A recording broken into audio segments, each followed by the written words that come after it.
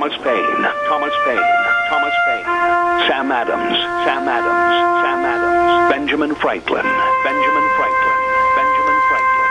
These men spoke up for what they thought was right. From their courage came such documents as the Declaration of Independence and the Constitution of the United States. From their willingness to speak what was sometimes unpopular but right, we enjoy such liberties as freedom of speech, the right to keep and bear arms, and freedom of religion. There are those who still wish to oppress our freedoms, and there are still patriots willing to stand up and defend life, liberty, and the pursuit of happiness.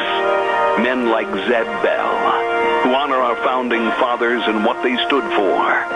It's now time for Zeb at the ranch, speaking up and defending your freedoms.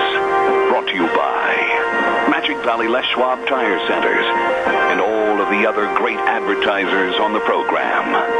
And now, Zeb Bell. Remember Tina Turner, you know, the rolling down the river singer? I tell you, she really could get with the program. She had this quote, and it really makes a lot of sense. You can't get hung up on age or beauty, because then you're always chasing after something you'll never get back.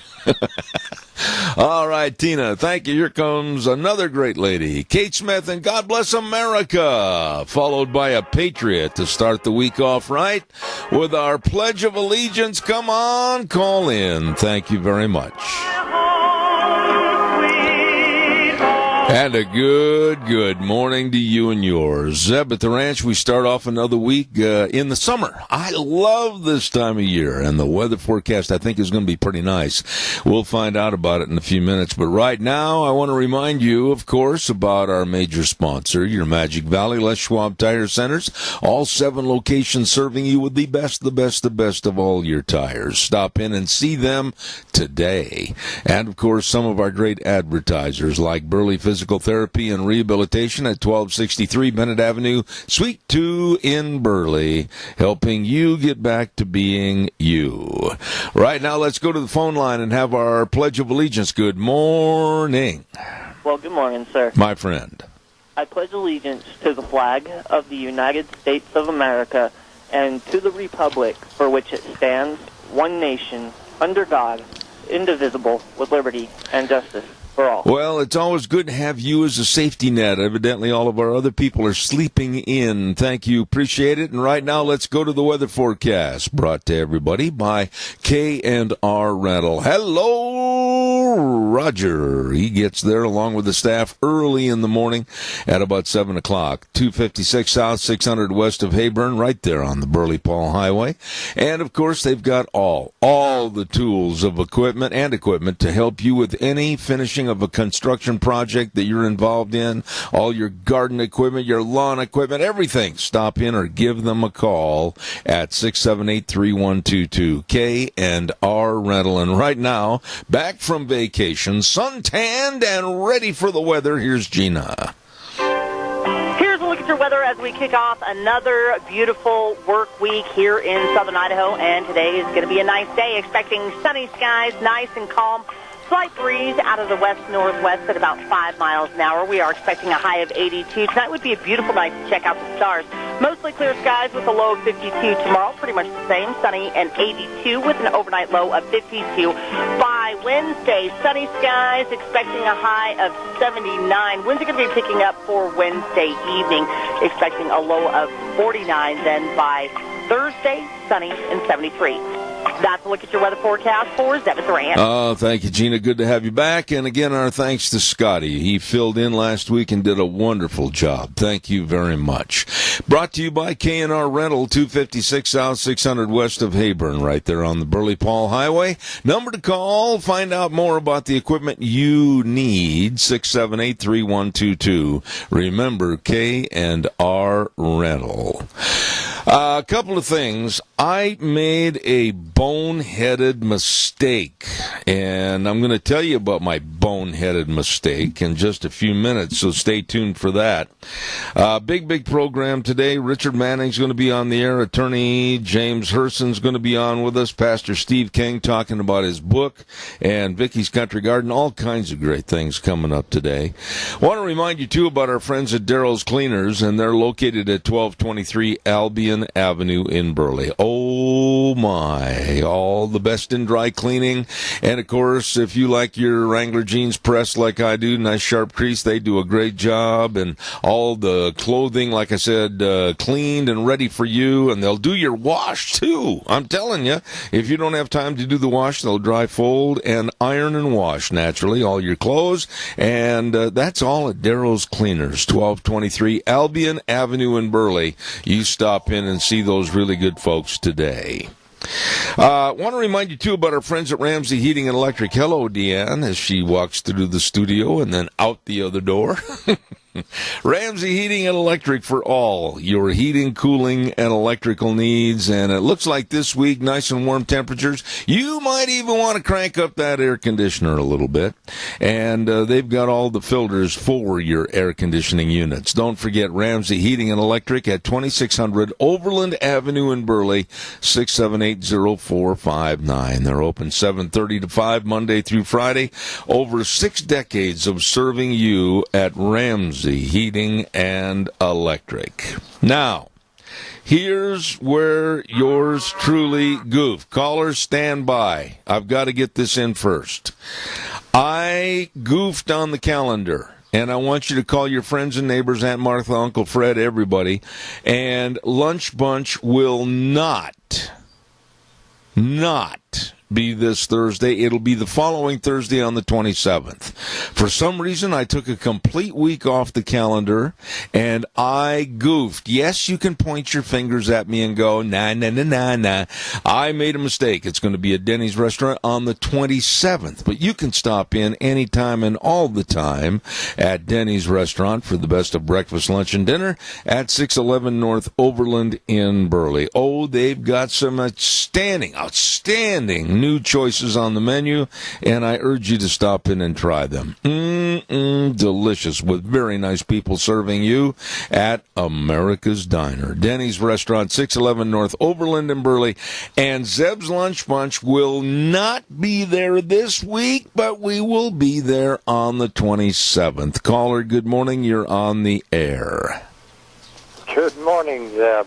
I'm glad you said that, because I was looking forward to it this week, but I'll be looking forward the following week. Oh, I made a mistake. It was just my fault entirely. There's no one to blame except me.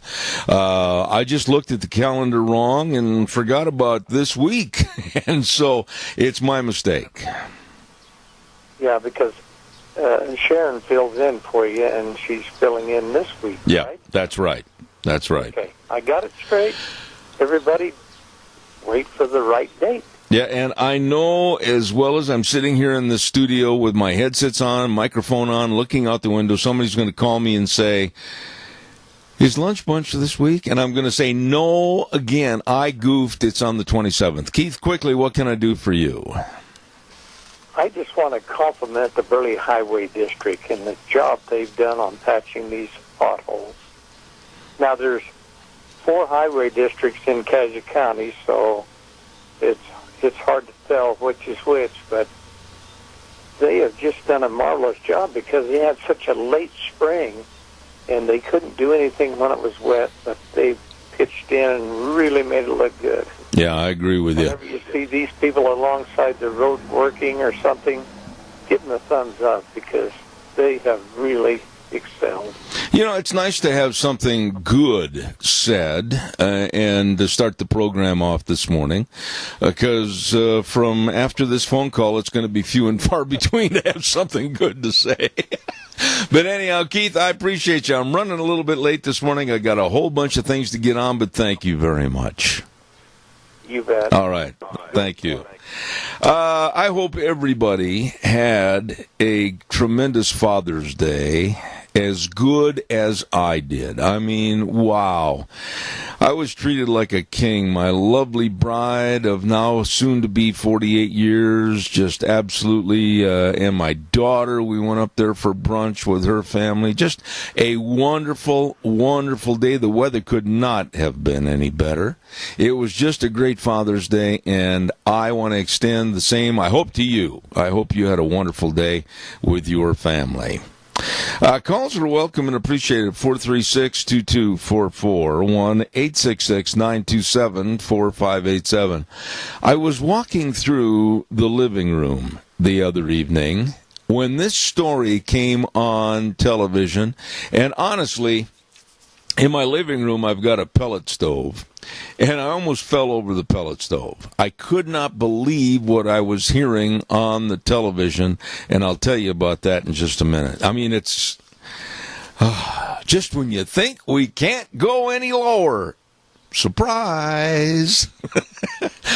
Oh, our big thanks go out to the Burley Physical Therapy and Rehabilitation, Nick Greenwell and the whole staff. Wow, I'm telling you, they are so sharp about all the exercises to help you get back to being you.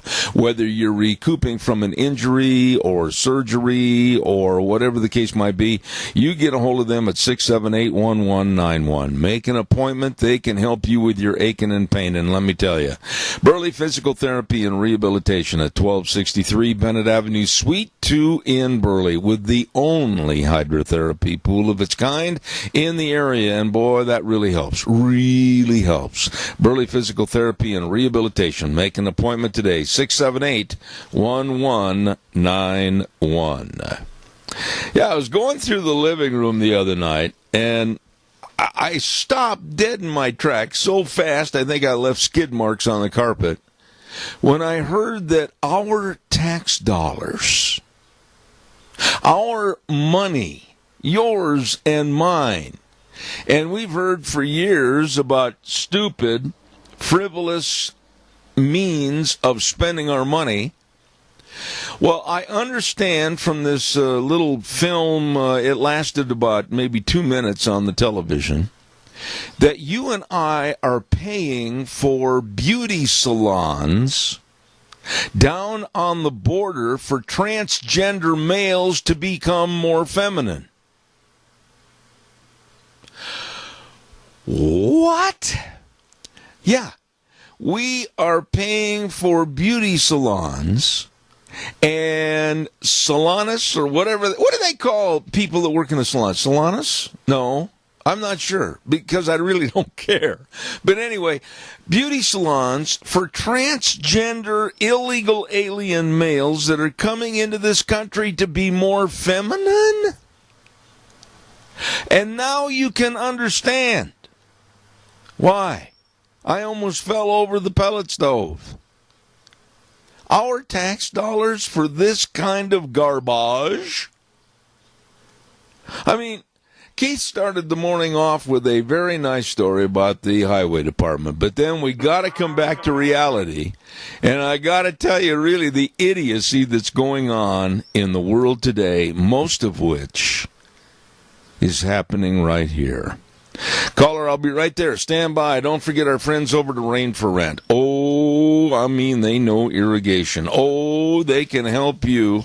Jake and the rest of his great dedicated staff, sales and service staff that really knows irrigation.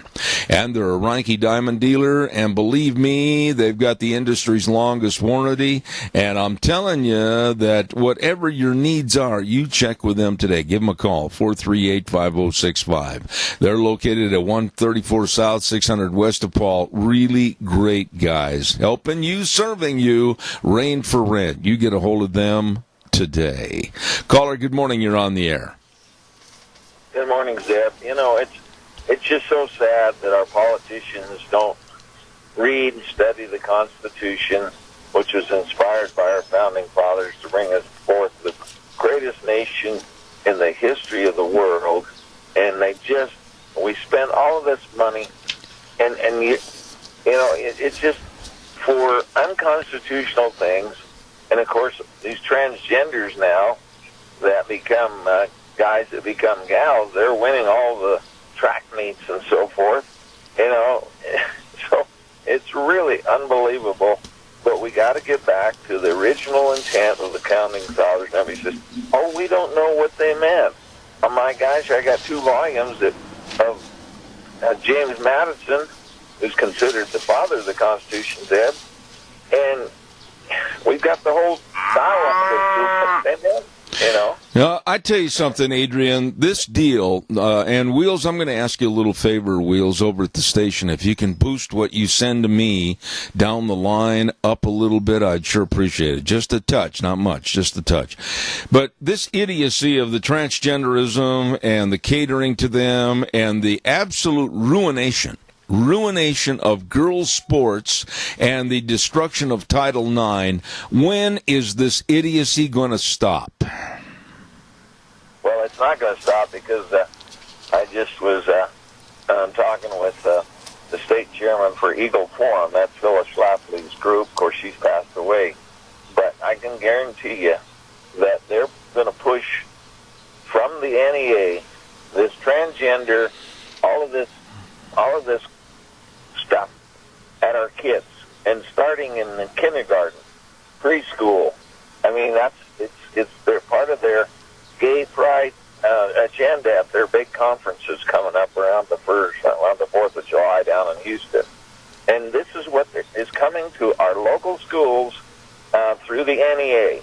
And I don't know where that comes from, but I can venture probably came out of the UN, because everything else seems to come from there. But the NEA, and there's nothing in the U.S. Constitution, Deb, as you well know, that says we should have any federal financing of our education. It's supposed to be state and local. That's right. But, we've got so much now that we can't seem to survive without those federal dollars. And if we don't comply, then they take away some privileges from us. Yeah, I got another call waiting. I've got another call waiting, Adrian, but you've opened up good subject material this morning, and I've got another story relating to this. But thank you very much for your call, and call me back. I appreciate it. I hope that people will get with their school boards, find out what's coming down the pike. But I guess they're going to be introducing this gay transgender agenda full-time, big-time this fall in the schools all over the nation through the NEA. We're going to keep a close look on it, and we're going to keep going after it, and I appreciate it. Adrian, God bless you. Thank you. Got to run. Thanks. Thank you very much. All right, sir. Caller, I'll be right there. Stand by. Don't forget our dear friends with Ark Animal Hospital at 750 21st Street near Connection Credit Union in Heyburn. Hello, Dr. Bill, and all the folks that are over there serving and helping your pets and animals to stay healthy. Absolutely. I urge you to give them a call. And if you've got trouble with your dogs, your kitty cats, your dairy cattle, horses, whatever, boy, I tell you what, the summertime with all the ticks and the flies and everything else, and don't forget all the worming, you'd better make sure you're on top of things. And they can help, and they will help at Ark Animal Hospital, 750 21st Street in Heyburn. Number to call, 678-1177. And they do have the warm hearts for the cold noses. Caller, good morning. You're on the air. Morning, it's a Yummy Man at the Burley Senior Center on South Overland. Today we're having sweet and sour chicken, mixed vegetables, salad, and yummy dessert. And you call ahead and we'll have it ready when you get there at 12 to 1. Okay. And what's that number over there, Joe? 878-8646. All right. Well, we'll send everybody over. The Yummy Man's telling you the food's great. The people are fantastic. Thanks, Joe. We appreciate it. Yes, we need more people. Have a good one. All right, my friend. Thank you very much. Calls are welcome, 436-2244, 1-866-927-4587. Listen to this story. And it goes along with some of the other stories we've been telling you about how the transgender men are trying to infiltrate and take over women's sports. We've heard about it in track and field. We've heard about it in basketball. Now it's in powerlifting. I'm not kidding. The USA Powerlifting is facing a discrimination complaint in Minnesota over its transgender athlete policy after it said J.C. Cooper, a biological man, couldn't compete in women's events. The Federation's president told all the news media it's prepared to go to court to keep the policy in place and framed the policy as protecting the federal rights of women. This gentleman, Larry Mayle, with the USA Powerlifting, the president, said, at some point, we are going to have to defend the biology and stand on women being a protected class, and it might as well start in Minnesota. It is unfair to allow biological men to compete with women. Amen. Finally, somebody having the guts and the backbone to stand up and say this is absolute idiocy in letting men come in and destroy Title IX, men to come in and destroy women's sports and compete as transgenders. Finally, somebody is standing up and saying, enough of this garbage. It's got to stop. Calls are welcome, 436-2244, 1-866-927-4587. Hey, I want to remind you that later on this morning, we are going to be talking to Lewis with the Idaho Regatta, and I'm really looking forward to that. It's going to be a lot of fun, and it's going to be June 27th, 28th, 29th, and 30th, right there on the location of the Burley Golf Course Marina. Oh, my goodness. It's going to be starting on the 27th with the show and shine on the square in Rupert. That's going to be a lot of fun. And then they're going to have the big boat parade on the 28th, and then look out, start your engines, and get ready for a lot of wakes in the water. I'll tell you, the racing on Saturday and Sunday. All this at the Idaho Regatta, and we urge you to check out all your tickets. Go to idahoregatta.org, and there's a discount for veterans and seniors 62 and over. At the gate, you must show a valid ID, and it's only $10 for the 2019 Idaho Regatta. Going to be a lot of fun. All right, calls are welcome and appreciated. 436-2244, 1-866-927-4587. The reason that we have so much of this lunacy taking place is because you and I don't stand up. You and I don't speak out. You and I don't say enough. And this idiocy with the transgender males getting involved in women's athletics, I hope that they go ahead and sue. I hope that the USA Powerlifting absolutely slaps them in the face and they come out the loser. Not them, but the transgenders. Caller, good morning. You're on the air. Good morning. How many years are we going to have this discussion? When you are born, somebody created you, and that creation was meant to be what it is to be. And I think that people purposefully say that they don't believe in God because then they think they can get away with it. Well, too bad. You know what? God made them the way they are, and they better just appreciate how He made them and select their big boy genes and go to work and be part of what's going on in our world rather than messing up at all. All I'm going to say is I just don't understand. I'm 71 years old, Chris, and I've been everywhere. Thank the good Lord for a career of being able to go everywhere around the world. And I don't understand how the human society can be so dumb as to accept all these different transgender ideas and different genderisms. In New York City, there's like 48 to 50 that are accepted, and you're supposed to remember and say the correct words. Male and female, that's it. You can't abide by it. That's your problem, not ours.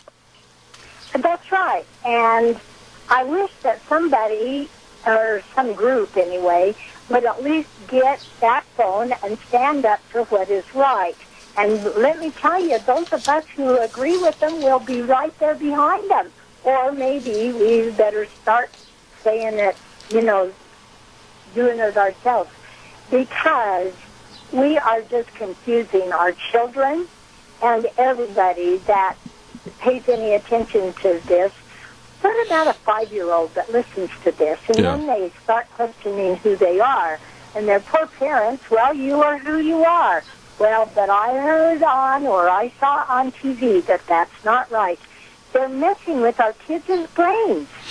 All I'm going to say, and it's such a disgusting topic to have to keep relating to, but every parent of every young lady that's involved in any kind of athletics should be absolutely outraged and ready to pick up the pitchfork and go to battle to make sure that the sanctity of their child's sports or athletic programs remain for women only. If the transgenders want to have their own sports league, so be it. I couldn't care less. But this infiltration of the ladies' sports is going to be the denigration of the ladies' sports and other aspects of our life, and it's got to stop. I agree. And I'll leave it this done, but we better work hard. Amen. Chris, Okay. thank you. Bye-bye. Thank you. Calls welcome 436-2244, 1-866-927-4587. Right now, we're going to give away some cookies. Delicious cookies. Oh, my goodness sakes. From a delicious place to eat. Great restaurant, fantastic bakery, Sophie's Chatterbox, 530 East Street in Rupert. Oh, my. They can make and bake anything. Let me tell you, pies and cookies and biscuits and wedding cakes, and then, of course, the restaurant phenomenal at Sophie's Chatterbox, 530 East Street in Rupert. If you're the winner of the cookies, I urge you to give them a call and let them know when you're going to be in to pick them up. And here is the question for today. This is an easy one, real easy. This man pitched for the St. Louis Cardinals, the famous Gas House Gang. Wow, was that a baseball team? And later went into broadcasting baseball games on Saturday afternoon, the game of the week. Who was this man? Name him. The man that pitched for the famous St. Louis Cardinals Gas House Gang and later went into broadcasting baseball on the Saturday afternoon game of the week. Who was he? Give me a call, 436-2244, 1-866-927-4587. Quickly, and you can win the cookies. All right, calls are welcome. 436-2244, 1-866-927-4587. Please give me a call. There's a organization called Gender Justice that asserts that the policy illegally discriminates against people on the basis of gender identity and sexual orientation as a protected class in Minnesota. So these people, these kooks with gender justice think, oh, well, men can go ahead and compete as women and take home all the trophies. Caller, good morning. You're on the air. What's the answer to the question? Vince Scully? Vince Scully? Absolutely not. Okay. All right, thank you for your try. I'll repeat the question again. This man pitched for the St. Louis Cardinals' famous Gas House Gang, and then later went into baseball broadcasting on Saturday afternoon with the game of the week. And caller, good morning. You're on the air. Who was it? Mr. Dizzy Dean. Who is this knowledgeable person of baseball? This is Doug Martin. That's why I asked. You are the winner of the cookies, and it was Dizzy Dean. And he and his brother Paul, for way too short a period of time, injuries took over, but way too short a period of time, they absolutely ruled the roost, so to speak, and they were something else. Yeah, and he was fun to listen to when he called the game.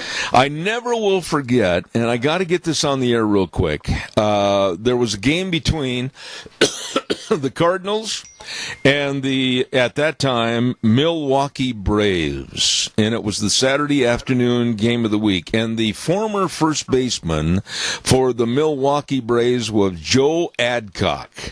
And Joe was not real fast afoot.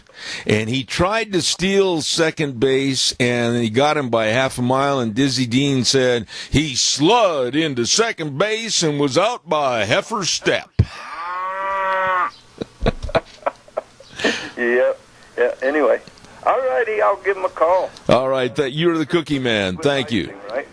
Anything you want, Doug, thanks. All right. All right, take care. Caller, I'll be right there. I want to remind everybody quickly about Berry Equipment and Rental. Oh, we had one of their great guys on the phone with us last week talking about lifting and digging and pushing and carrying, all the things you need to do. They've got the equipment. They've got those big Doosan wheel loaders and excavators, and they've got all the Bobcats, the mini excavators, the skid steers. Oh, yeah, it's all there. And you can rent them or own them. You better check it out. Berry Equipment and Rental, 159 West Highway 30 in Burley, 465 Addison Avenue West in Twin, and the Nampa location. I mean, they've got the equipment for you to get out there and get the job done. And if you're not sure how to run it, they'll teach you. Berry Equipment and Rental. Caller, good morning. You're on the air. They hung up, sir. Well, why did they do that? I'm not sure. Okay. Thanks, Wheels. Appreciate it. All right. Calls are welcome. 436-2244. 1-866-927-4587. There, I hope, is going to be a ruling. If this case goes all the way to the Supreme Court, I hope that these transgenders lose, and lose big time. I am very concerned about women's athletics and women's sports in general. I'm very concerned about Title IX, that was trying to be more of an evening of the playing field, if you will, for the competition money for girls and men. And now that's all going to go asunder if these transgender males are allowed to go and compete with the real, true females. Caller, good morning. You're on the air. Go ahead, please. You know, the insanity of this whole thing. Wonder what kind of a crisis it's going to take before it is stopped, and it won't be stopped. You see, you know, all it takes for evil to flourish is for good men to do nothing. That's right. Wheels, turn him up a little bit, please. Thank you. Go ahead, Randy. We had to turn you up a little bit. Your phone just hasn't got very good projection. Go ahead. Yeah, I know. So, it just scares me. And I don't know what kind of a crisis this is going to take. But across this nation, the young men, the boys who are being, you know, deceived, misled, the parenting, there is no parenting, whether or not it's two gay men or two lesbian women raising a son or sons. It ain't working, and they don't know what it's like to be a man. And then the men aren't being men. You know, it's just, you know, when men aren't principled leaders of their families who stay with their wives and do the right thing, and knowing that the family is the structure that God built to make things proper, we've lost our souls. And, you know, sure, I don't know. You know, I get the feeling people think Christ is going to come back and clean up the mess. I don't know. I'm not going to wait for that.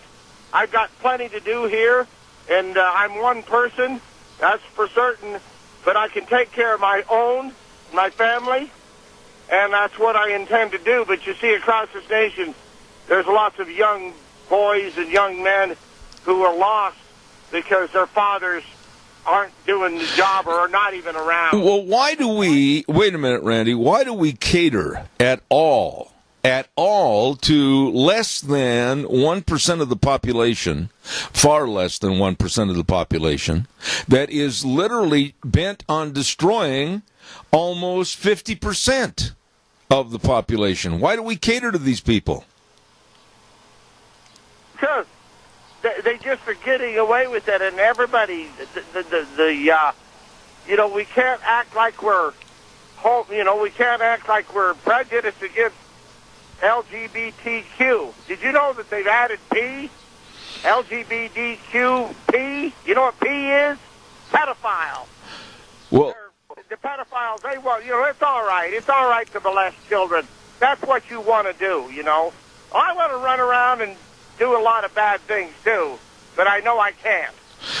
Well, I tell you, the disgusting attitude that America has allowed to flourish in this country, and it's all over the world, I'm just going to come right out, and if somebody doesn't like it, that's fine, but we've got so far away from God and the principles of the Bible and the Ten Commandments, it's amazing that we're even still a country.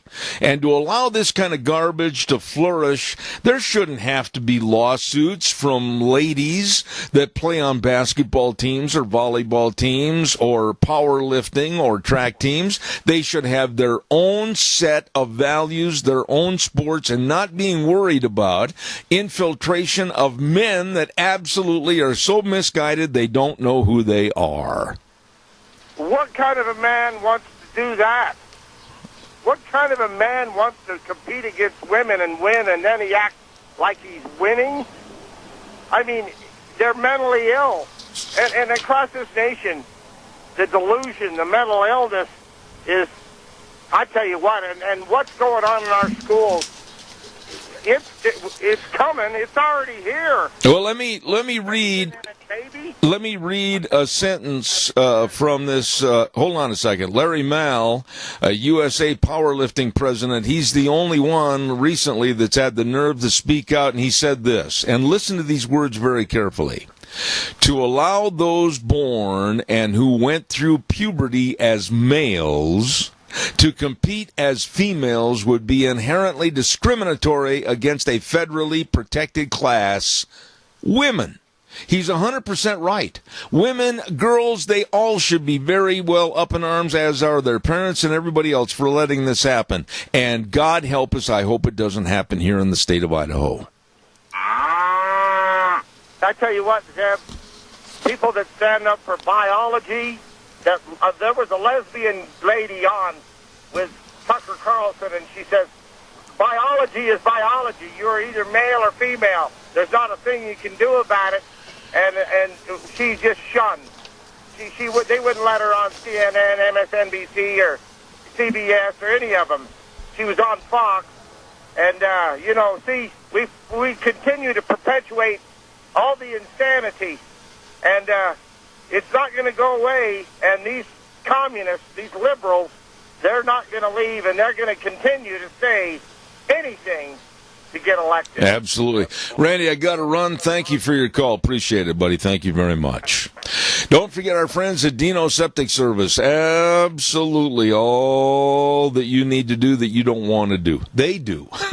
You follow all that? Septic tank pumping and septic tanks and drain fields installed, backhoe services, sewer and sink drain lines clean, liquid waste removal. Ooh, they do it all, and they do a wonderful job. Absolutely. Dino Septic Service. It's expanded to better serve more people in the area, and all you need to do is call them at 436-6526 or in Burley 678-1638. With a big truck that says smells cargo on the way, Dino's Septic Service. Caller, quickly before I do the weather, you're on the air. Yes, good morning, Zeb. I'd like to know just how this thing is going to affect the Olympics worldwide. Well, it's going to destroy the Olympic theory and theme of the Olympics. It's going to destroy anything and everything to do with women's athletics.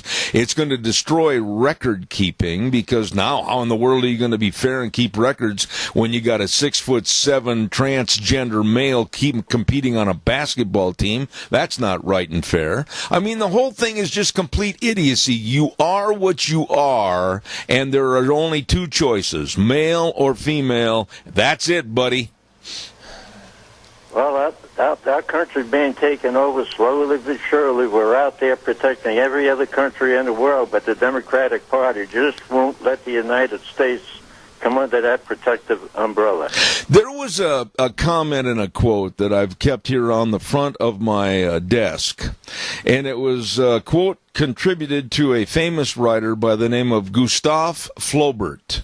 And here it is, very simple, and see if you agree with it. The earth has its boundaries, but human stupidity is infinite. Oh, that's absolutely right. And most of these people that are coming up into this country are nothing more than they're invaders, and they're ammunition to be used against us in the future. Well, we've got... That's how I consider men, women, and children that are being forced into this country by maybe George Soros or whoever else is behind it. Well, how can you have compassion for people like this who are pouring in to destroy our country? I don't. Tony, I appreciate your call. God bless you.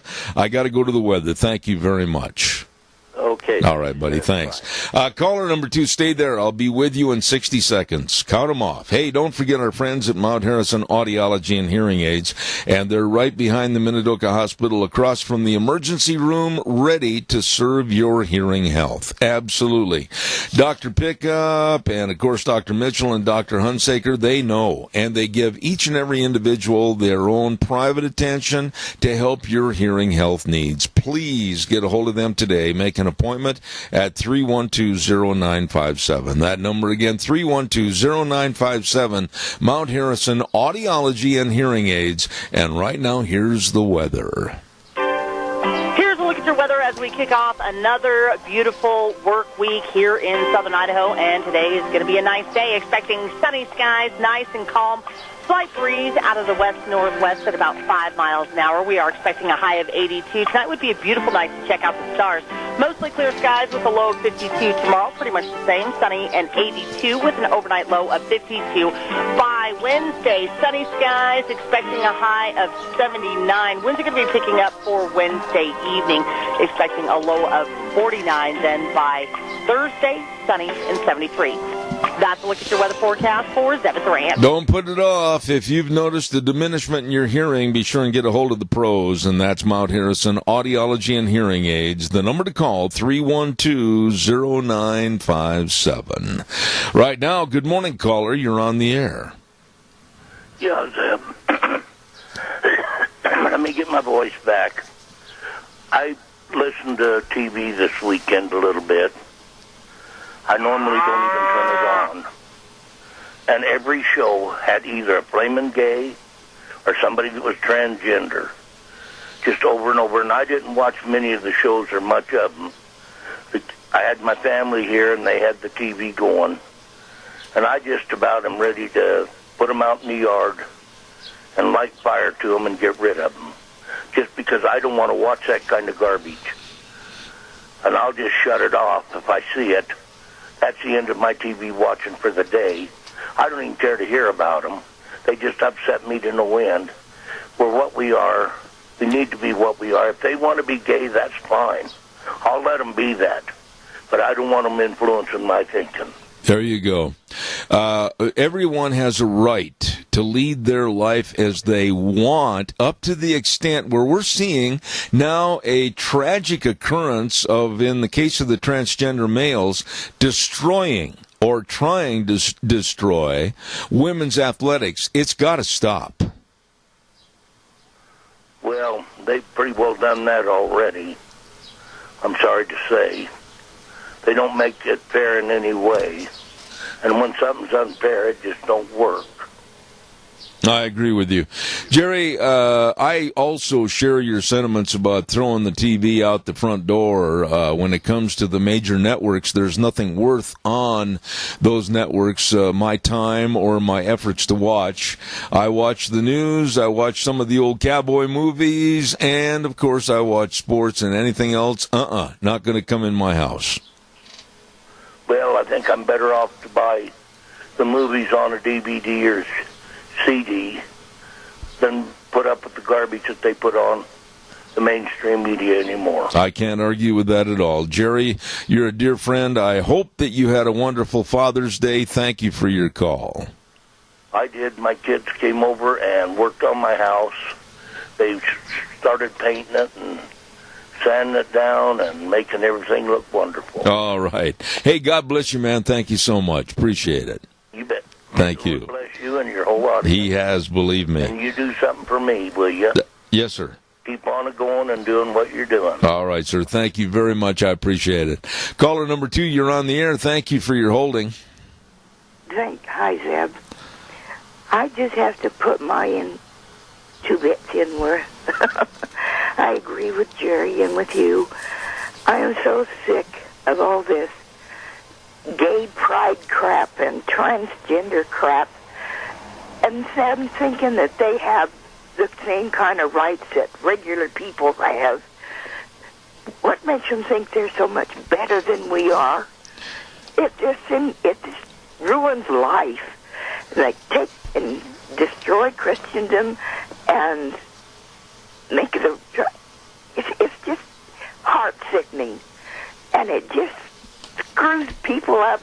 And what they're trying to do to our kids in school, it's absolutely ridiculous that we can't live life like God meant us to live it. Nobody could wrap up the whole synopsis of what we're talking about in such an easy phrase like you just did. That was excellent. God gave us 2 alternatives in life, and that's male and female, and I don't know why the human race has messed everything up as bad as they have. Thank you. I appreciate your call. God bless you. Thank you. Has a nice lady right there, and she's always very poignant about her statements, and I appreciate that. Caller, good morning. You're on the air. Zeb, Earl, the least I can say is it's time to throw out the Pampers and bring in the gunny sacks. Now, Earl, I don't think as long as I would have sat in my office, maybe during the dark hours of the evening, I would have ever come up with that analogy. Please explain.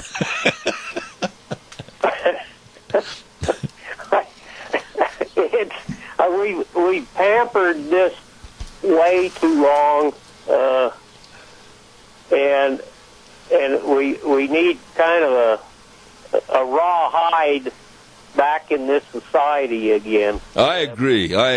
You know, whatever possessed society to accept this idiocy and promote this idiocy, like I said a moment ago, and I'm going to stand behind this, whatever you want to do on your own, in your home, or whatever, how you want to live, your sex life, that's none of my business. But when you start tearing apart the fabric of right and wrong and male and female in this country and destroying women's events, there was a comment made by this Cooper, and I really appreciate him.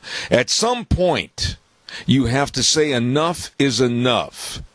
And you have to end this thing, and you have to say, that's it, we're going to stop it right here. I agree with that. This idiocy has taken over everything, and it's ruining our ladies and young girls' sports. You're absolutely right, Zeb. The other thing that crosses my mind a lot is my parents, growing up, and I imagine yours too, before these throwaway diapers, I think a lot of value that was put into children before was when our parents would, use sheets or pillowcases to make diapers out of, wash them in the toilet, and then put them in the washing machine and reuse them. And today, we diaper our kids and throw them in the trash, and there's a loss of value there in our maybe our quality of life and value of life that we are losing when we're raising our own kids. I'll tell you what, I still admire the fact that you could transition diapers to gunny sacks and make it common sense for me, but it did. It worked. Earl, I got to go. I appreciate it. Thanks, man. I'll let you go. I've got a baler I got to grease and get out there to the field. All right, well, go put a gunny sack on it. Thank you. I just took it off. All right, Earl, thank you much. Appreciate it. Woo! I didn't know where he was going on that, but it made sense. Anyway, I want to remind everybody about our major sponsor, your Magic Valley Les Schwab Tire Centers, all 7 locations serving you.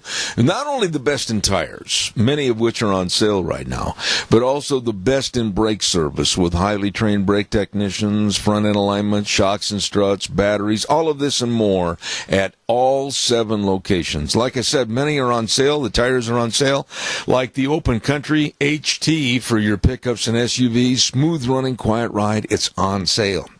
How about this one?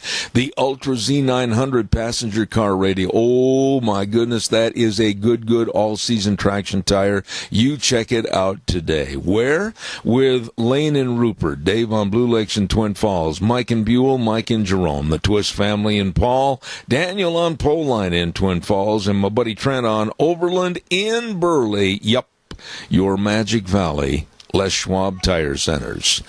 We're going to take a little break and try to restore some sanity after the CBS News. And a quick reminder, Lunch Bunch will not be this Thursday. It's going to be on the 27th, next week later, okay? Don't forget, I made a mistake. It's not going to be this week on the 20th. It's going to be next week. I'm sorry. Okay. We'll be back after the news.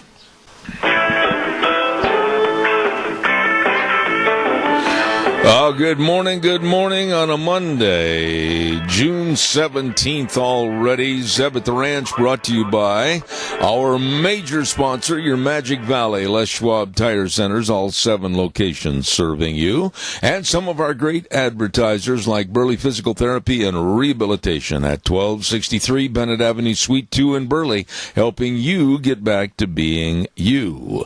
Right now, we're going to hear this good word for Western Waste Services. From the canyons of the Snake River and all across southern Idaho, we're always at your disposal. Western Waste Services, we care about our community, our resources, and this great land. Western Waste Services is lending a hand, always at your disposal. Western Waste Services. You know, it's so easy to get on the route service and have them come to your address, pick up your garbage, and you can stand there on the porch and wave goodbye to the garbage that's been causing you trouble. I'm telling you, they are so good at Western Waste Services, ready to be serving you, always at your disposal. Call, get on the route service today, 734-6969. The very best serving you, Western Waste Services. Want to remind you, too, don't forget on Wednesdays, it's the Old Fishing Hole, brought to you by Sportsman's Warehouse at 1940 Bridgeview Boulevard in Twin. Oh, Josh Anderson, the man that knows all about fishing, is going to be on the show Wednesdays at 10:06. The Old Fishing Hole, brought to you by Sportsman's Warehouse. Going to be a lot of fun, always is. Want to remind you, too, about our dear friends over to Hanson Mortuary. Hello, Joel Heward and the staff and the family, as they serve all this area, and they acknowledge the solemn responsibility that they have to provide the families they serve with the best possible support and comfort, and always upholding the highest ethical standards with unquestioned integrity in serving you. When there's the passing of a loved one, please remember they can and they will help you at Hanson Mortuary, 710 6th Street in Rupert. The number to call, 436-5636. And Joel Heward also serving you at Morrison Payne Funeral Home on East Main in Burley. Well, I hope that our dear friend is feeling back up on top of things. He's got his horse saddled up and ready to ride. He was a little down and out in the weather forecast with kind of a cold last week, and I hope he's feeling better. The president of Americans for Limited Government, Richard Manning. How you doing, Rick? Hey, Zeb. I'm doing okay. I've got still a little touch of bronchitis that won't go away, but all in all, doing well. Well, listening to the news and what's going on with all the garbage on the news not going to help your demeanor as far as your personality is concerned. It certainly isn't helping mine. Well, I take it, let's face it, it's a constant barrage. If it's not something, it's something else. So what I try to do is I try to find some of the good stuff and focus on that sometimes, and it kind of makes you feel better. Well, for instance, President Trump is doing his re-election announcement tomorrow, and they've got over 100,000 people requesting tickets to get inside. Wow. Pretty big deal in Orlando, Florida, a state that President Trump needs to win in 2020. Absolutely. You know, I want to talk to you about something that is so simple, and I don't understand why well, I understand it. I mean, you can elaborate on it in just a moment. But they asked with the ABC News reporter about what Trump would do with information with foreign sources. Would he look at it, Oppo research, or would he turn it over to the FBI? And I thought Trump's answer, I listened to it, as a matter of fact, when it occurred, and now the Democrats and the liberals are coming out of the woodwork saying that his comments were reckless and dangerous. I want you to elaborate on that, please. Well, President Trump could say the sun rises in the east, and the Democrats would go nuts over it and say, well, no, technically it rises depending on where you are on Earth, it rises in a different location. If you're actually an American, it rises in the southeast. And so so clearly he's not an American. So that's, it's just they can't get over themselves. Here's the bottom line.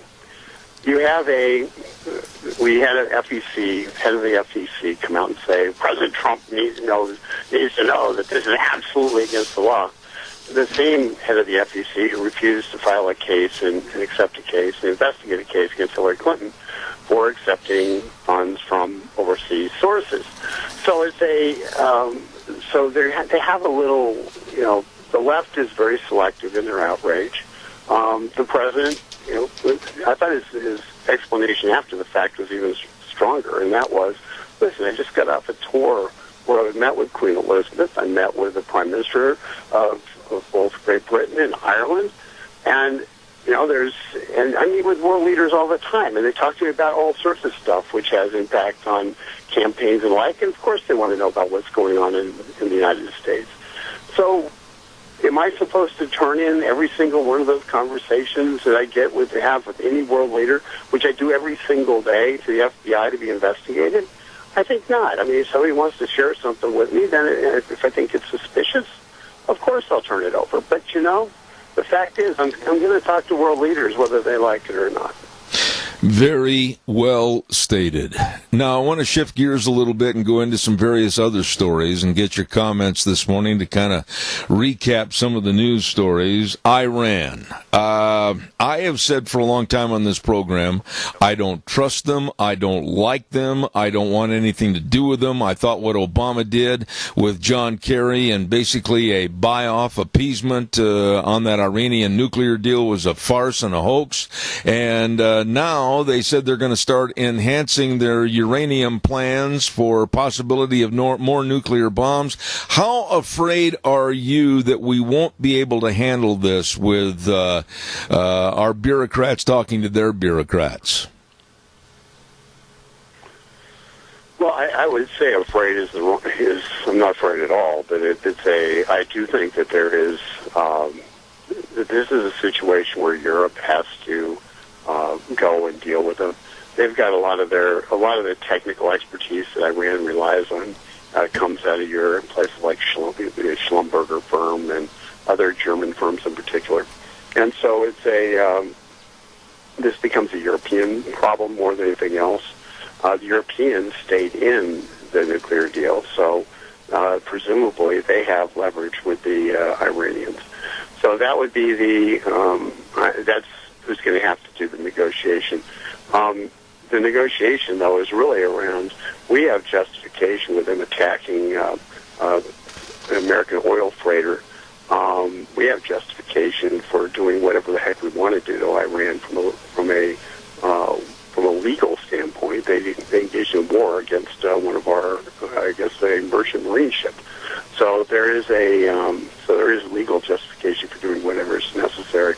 However, let's hope that the Iranians are, they're obviously rattling sabers right now, and that some people don't want to see the Iranians wiped off the face of the earth. We'll talk sense into them. You know, Sarah Sanders, I don't know what your opinion was of her. I'd like to hear this, but I thought the lady did a very good job of looking at people and listening to people and giving poignant answers back to people. And finally, it looks like the pressure of being a press secretary got to be too much for her, and I don't blame her at all, and she is leaving. But I'll tell you what, I don't think she has to hang her head in shame at all. I thought she did a good job. What are your thoughts? Well, I thought she did an outstanding job. It's an impossible job because in many respects you wake up, no matter what you do, you're still going to sleep sometime, and you wake up and the news cycle has changed, and you have to get on top of it, and largely because your boss has tweeted something, and so your day was always different. She did an extraordinary job of pushing back on the media. That's why they didn't like her. She didn't take any guff from them. She represented the president directly to them in a meaningful way. And, and she took a lot of grief in terms of body shaming, in terms of a whole lot of stuff that nobody should have to put up with. Obviously from the left who, created the term body shaming, just, I guess, so they could use it. And I would disagree with one aspect of your characterization. I don't think that it got to be too much for her. She's got children. They're at a certain age where I think she wants to actually be able to take them back home to Arkansas and have them go to school at a place where it's not nuts. And and so you sit there, you make a decision that, you want to raise your family in a certain place. You come up, you serve for a couple, 3 years in government, and you go home. Kind of how it's supposed to work. Absolutely. I agree with that, Rick. I think that family's always got to come first. But who do you think is going to be nominated for that position and put in that position? It's a hot seat, and it takes somebody with a tough personality. Do you have any choices? I've heard 4 names of people mentioned, and quite honestly, I don't know any of the 4 well enough to have an opinion about them. But the president has a short list. I know that someone who I assumed would be on that short list wasn't, and would have been somebody I would have really liked to have gotten the job. But there is it's a hard job. It's a really hard job. It's a job that requires you to be on your toes. It requires you to really have a thick skin, and it's a different job than probably it ever has been before in history, because the press corps is no longer a press corps. They're not. Sam Donaldson yelling something from ABC News is one thing. You now have every member of the press in there is looking to write a book and seeing how they can stand out so they can go off and go write books and make some money and create their star for the next 30 years.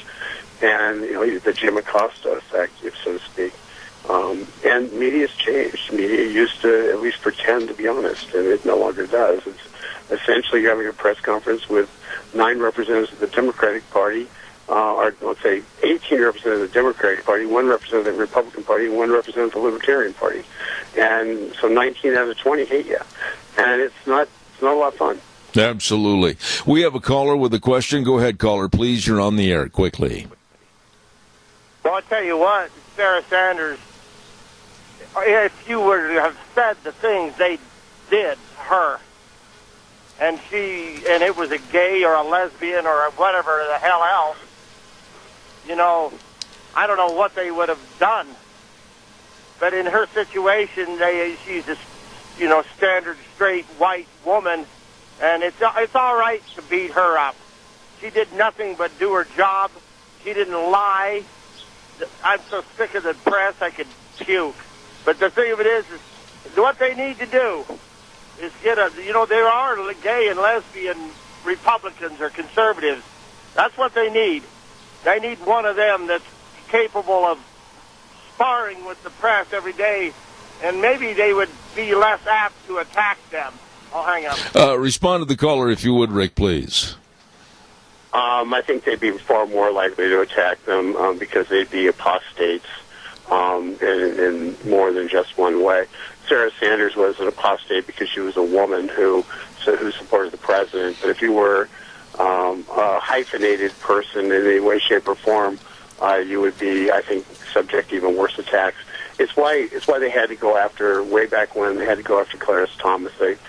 They really did not want a conservative black on the court representing a point of view that was not an accepted point of view in the black community. Similarly, if you had a gay, lesbian person who was standing up and presenting the president's positions, that person would be subject to intense attacks. It would be probably even more brutal than you and I would ever be able to appreciate. You know, I had an interesting situation happen on Friday, and I want to share it with your listeners because this stuff is real. I was actually having lunch. I'd just been at the White House at a meeting. I came to meet this guy for lunch, and so I was dressed in a suit and everything, and we're sitting there, and it's just a barbecue place by my office. And so we're talking, and all of a sudden, some guy with his two boys, gets up, and he just starts screaming at us about being un-American and hate everybody, and and you should die, and it was everybody like you should die, and it was just a complete off the rails, face red, screaming at us, spittle coming out everywhere, kind of diatribe. And so we laughed at him, and I did, wish that he could find some joy in the fact he has two nice young boys that seem like very nice young men. Could find some joy in that as opposed to just being angry. But it took about 10 minutes of this ranting and stuff, and it was. And so what happens here in D.C. is real in terms of if you happen to be a Trump supporter, there is in fact a group of people who apparently are so insane that they literally become they behave in a manner that you would expect of someone who was breaking up with their wife and was in complete mental breakdown over it, and saw somebody who they thought was their wife was interested in. That's the level of insanity that was displayed, and until you actually experience it, it's really hard to explain. But I have to tell you, if you're sitting there and you're a well-recognized Trump official, if you put up with that 5, 7, 10 times in a month, it might make you sit there and say, is this really worth it? Do I want to subject my kids to this? Oh, my. I'm not saying that's what happened to Sarah Sanders. We know about the incident with the Red Hen restaurant where the owner became unhinged. But I don't know that it didn't happen. And and just the fact you can't take your kids out to go to McDonald's is enough to make you want to go back to America rather being in this place. Now, once again, I'm not saying that's what happened with her. I am saying that that's a reality of what happens in D.C. because it happened to me. You were sitting there just having your conversation. Where did this man, did he know you personally? Did he know your politics? Did he know your... He was sitting in the booth behind me. Oh, my good. And overheard the conversation. Part of the conversation. Oh, my goodness. And then he jumped up and just went railing on you. Where was the management of this restaurant, or where were the people in charge to kind of defray the situation? They came up afterwards and apologized. I'm partially culpable, okay? I am partially culpable because the guy, after about 3 minutes of railing, went down the stairs. It was a little split-level place. And he went down the stairs, and he was still yelling at us down the stairs. And I was so bemused by it. I didn't know if he was putting on an act or what it was. And so I kind of looked at him. I just kind of took my finger and used my finger to say, "Why don't you come on back?" And so then he stormed back up, and I discovered that he was serious. I thought he was joking. It was so absurd that I had to find out if this was an act or what this was. It was because it was just, and gosh, when he came back, he was just it was like from a cartoon, steam coming out of his ears. And it was cartoonist. And I'm not a small guy, so I don't really care about these guys. But and you think he's intimidating, all he's making is an ass of himself. I can say it on the radio. But But you sit there, and I really felt sorry for his two boys. I mean, I really felt his two boys were sitting there, come on, Dad, please, Dad, come on. And it was like, just, what a terrible example. Absolutely. And, this guy's probably, he said he was a lawyer in his screaming rage. He went to good schools. He's a lawyer, and apparently he's insane. What about the boys, though? I've never seen Triggered before. Apparently he has a button. If you say Trump, he, does that. Oh, my. And unfortunately, I kind of played with him a little bit, but I shouldn't. That was cool.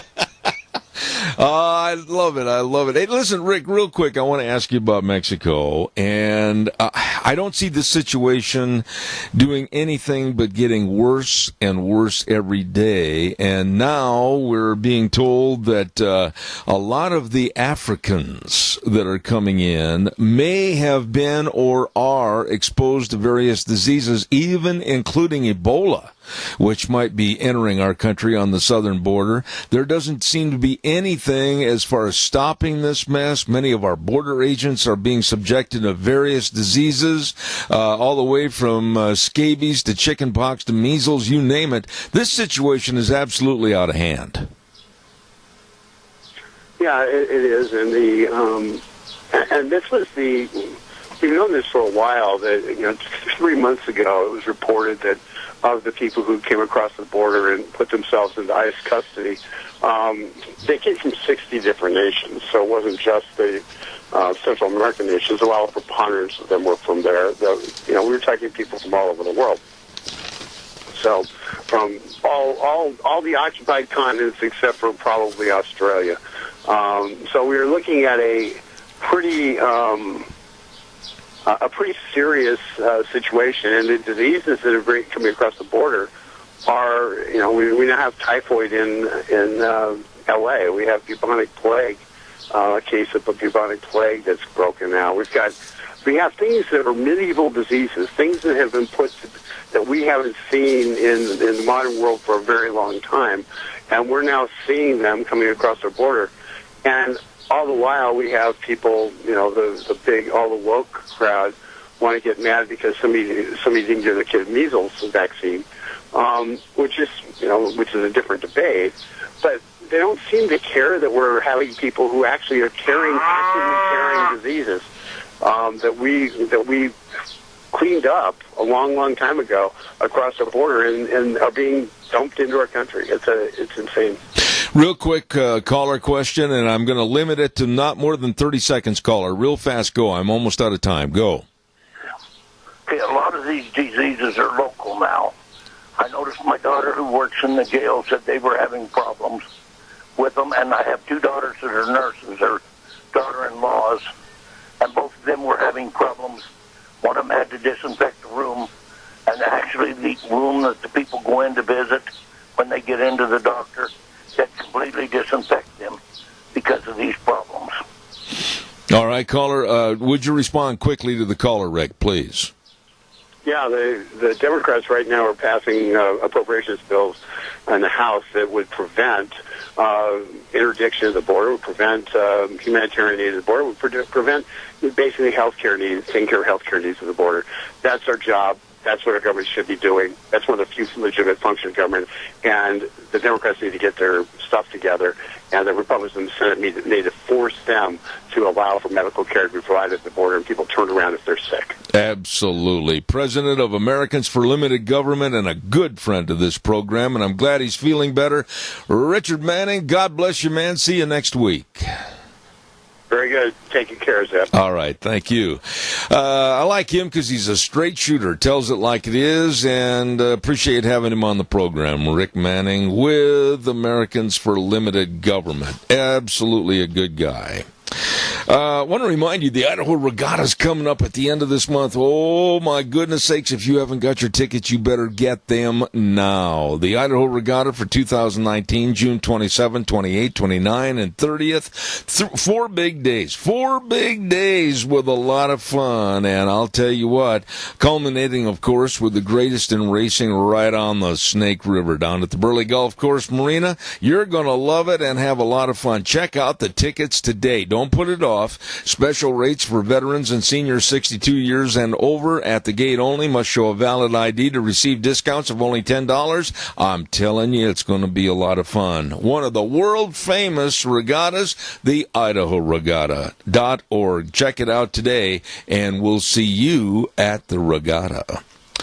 Want to remind you, too, about our dear friends at Lee's Furniture, Floors and More. Oh, my goodness. Hello, Jeff. What are you doing over there? Well, I'll tell you what. They had a lot of people coming in for Father's Day. A lot of people were looking at all the recliners for Dad to choose and just sit back and enjoy. Well, I'll tell you what. They've got all the bedroom sets, the mattresses. They've got all the carpeting. They've got everything over there, all the floor coverings. It's all there at Lee's Furniture, Floors, and More. And what you need to do is just take a little time and drive over to 459 Overland in Burley and just browse and say, wouldn't that look good there? Or how about that? Is that comfortable? Oh, yeah. Check it out. For the beautification and the comfortization of your home, it's all at Lee's Furniture, Floors, and More with my buddy Jeff and everybody at 459 Overland in Burley. Lee's Furniture, Floors, and More. Well, we have just a quick second before we go to our friend, Attorney James Herson. I want to remind you, too, about Let's Ride. You could not have a better weekend than we had this weekend to get outside on the four-wheeler or a side-by-side or hit the rivers and the lakes with all the watercraft. Oh, boy, and there's more coming on. Check it out at Let's Ride, 270 Highway 24 between Rupert and the World. They're open Monday through Friday, 9 to 6, Saturdays 9 to 4. They've got it all. They've got a showroom full of fun. Absolutely. And all the accessories and, of course, a service department to keep you running. Don't forget, Let's Ride. 270 Highway 24 between Rupert and the World. This is where the fun is sold. Absolutely. Ladies and gentlemen, one of my favorites on this program, and he's been here many, many times, attorney and, of course, political analyst, author, TV fame, all of this and more. Good morning, Attorney James Herson. How are you? I'm fantastic. How are you, Zeb? Well, I'm kind of hurt. I'm going to tell you right straight off the top, your doggone Dodgers beat my Cubs again last night, and I don't like that. Wait, you have to understand, I'm originally from Chicago. I share your love for the Cubs. Not a Dodger fan. I'm a Cubs fan. So... Well, I tell you... It's too early, anyway. Well, it is early, but I'll tell you something. The Dodgers look like they're going to have another good team this year. The Cubs, they're struggling, I think, trying to find their personality.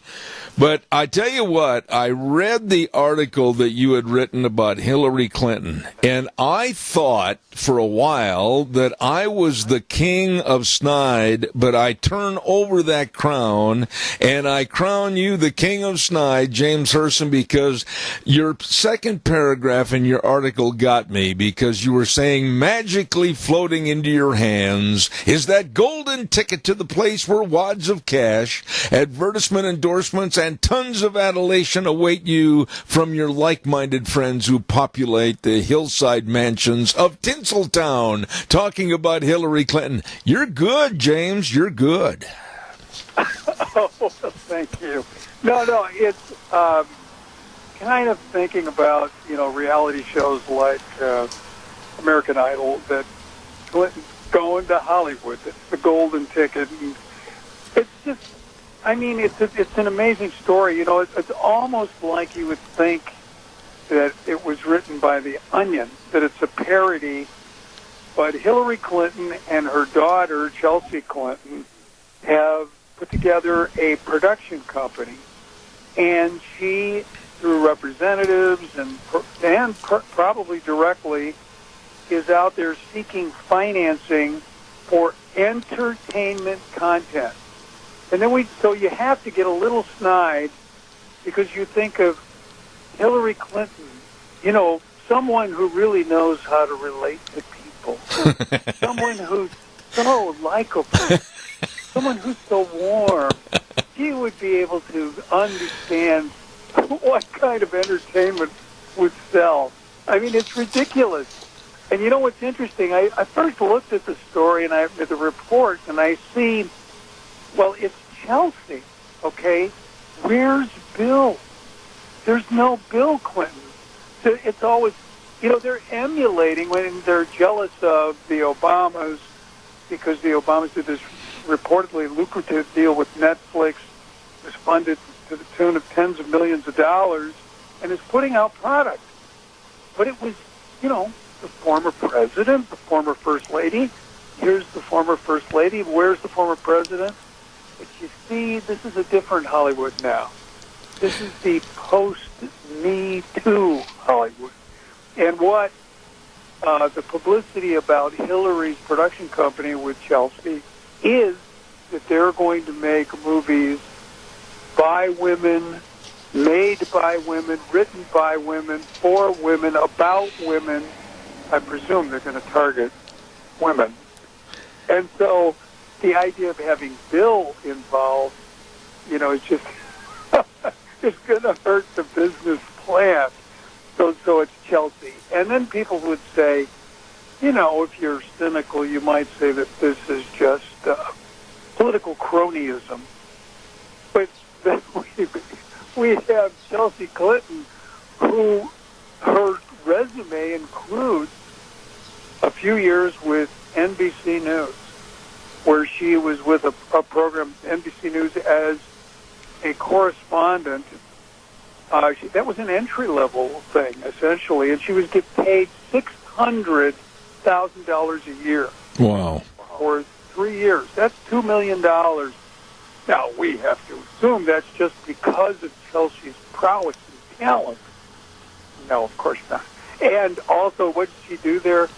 She reported on the Clinton Foundation. And she did a hard-hitting interview, really, with the Geico Gecko, the computer-animated character. Basically, what it is, and does Hillary have entertainment experience? Well, Steven Spielberg hired her last year to be an executive producer. By the way, executive producer is used in Hollywood for all kinds of functions. People that raise money, people that do the director favors. Executive producers, in many cases, do nothing. And I think that's what Hillary did. This was content about the women's suffrage movement, and they felt that having Hillary Clinton in the credits would be a good thing, so they hired her as an executive producer. So that's their qualifications. It's, I don't know what kind of content would Hillary and Chelsea put together? A remake of The Witches of Eastwick, maybe, or I don't know. You tell me. I mean, there's so many punchlines. I can't keep going. I'm still stuck on the hard-hitting, riveting interview with the Geico Gecko. I got to tell you, that's still, I can't quit smiling over that. But really, who in their right mind in Hollywood, and you know all these people, all these so-called moguls, why would they want to give any source of funding at all to a mother and her daughter that are so far left and so far out in la-la land? Why? Why give the money to them? They, unfortunately, when I say they, many in the executive class in Hollywood don't operate on business principles. I mean, in the fall, the kind of movies that are greenlighted after the summer, this year looks like the summer's a disaster, they do these vanity projects that nobody watches and nobody goes to the theater to see, and many are then seeking awards. And so part of it is to please their peers who are all ostensibly left and liberal, and the other is this new thing that we see not just in Hollywood but in corporate America that's been termed virtue signaling. You know, you see these ads for LGBTQ awareness coming from corporate entities. You see in Hollywood people speaking out against the state of Georgia. By the way, I have a new article about this. When Hollywood does business with places like Saudi Arabia and China, and it's just, but what it is it's pandering to the left-wing sentiment, which is all over, not just in Southern California. We think about what's happening in Northern California with the Silicon Valley company. It's like everybody's stepping all over themselves to get farther left. And what's really strange is here you have people, like Bob Iger. He's one of the highest-paid executives in the world, heading up the singular, most dominant entertainment company in the world. Bob Iger heads up Disney. Disney now has merged with the entertainment assets of Fox, and they control 30 to 40% of the entertainment market, or on the verge of launching a streaming company, Disney Plus, that will compete with Netflix. And what does Bob Iger do? He takes a position on the culture war against children, little ones that live in the womb, against Georgia for having a heartbeat bill that defines legal personhood when a human heart is beating.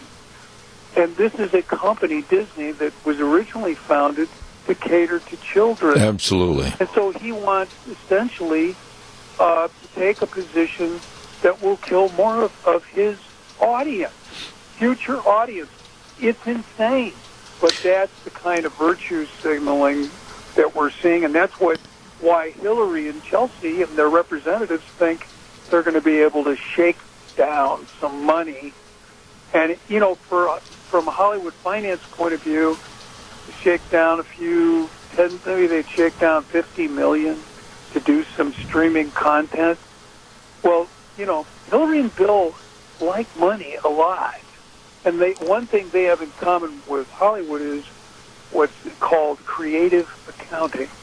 So, a few extra 50 million, tens of millions, scores of millions for the Clintons, they'll take it. Let me ask you this, James, and you would know the answer to this far more than most anybody else I've had on the program. But when I was a young man growing up back in Wisconsin on Sunday evenings, the wonderful world of Disney and Walt Disney kind of leaning against the desk, telling everybody in the family what they were going to be seeing on that evening, whether it was a cartoon about Mickey Mouse or whether it was something about the Swamp Fox or Davy Crockett. Walt Disney, in my opinion, today would be turning over in his grave. Are there still any members of the original Disney family or their siblings that are still involved in that corporation? There are, but they're minority shareholders, and they've pretty much given up on influencing. Bob Iger's become so powerful, and his board of directors and the investors that are in Disney, and Disney has done, there's no one that can go against him, because if you look at Bob Iger's track record, he's responsible for acquiring Pixar, the George Lucas Star Wars characters, the Marvel characters. I mean, he's about as golden as you can get in Hollywood. He's made all the right moves, and so he's consolidated a tremendous amount of clout. What he did was, in my view, a terrible mistake, and I think it will come up at the shareholders' meeting. But I think Disney will probably backpedal and downplay, and in the end, they're not going to withdraw any of their production from Georgia, because what they're saying is they're reevaluating the situation. As you know, you've been around Hollywood, locations are chosen well in advance, sometimes as much as a year in advance or more, especially for big film projects like the ones that Disney has shot in Georgia. They've done Avengers Endgame portions of that in Georgia, Black Panther, other movies. They're not going to stop shooting in Georgia because Georgia offers just incredible tax benefits, and that's why they're there. James, a final thought here this morning, and I'm very confused about this. For Christian families still believing and going to church on Sunday and the values of what the Bible says, it seems like entertainment today and the entertainment media doesn't care. They slap the 99.3% of the audience in the face, and they cater to less than 1% of the gay, lesbian, transgender movement and push it in the faces of families. When is this thing or ever possibly going to turn around and go back to normal and decency? Well, the public keeps sending the right message through the way the public has tuned out the awards shows that trended down, and just recently a whole host of movies. I mentioned the summer box office is looking bleak because all these movies that try to insert politically correct, or what now is being, the word woke is being used, and there's a little phrase that conservatives and Christians have talked about: go woke, go broke.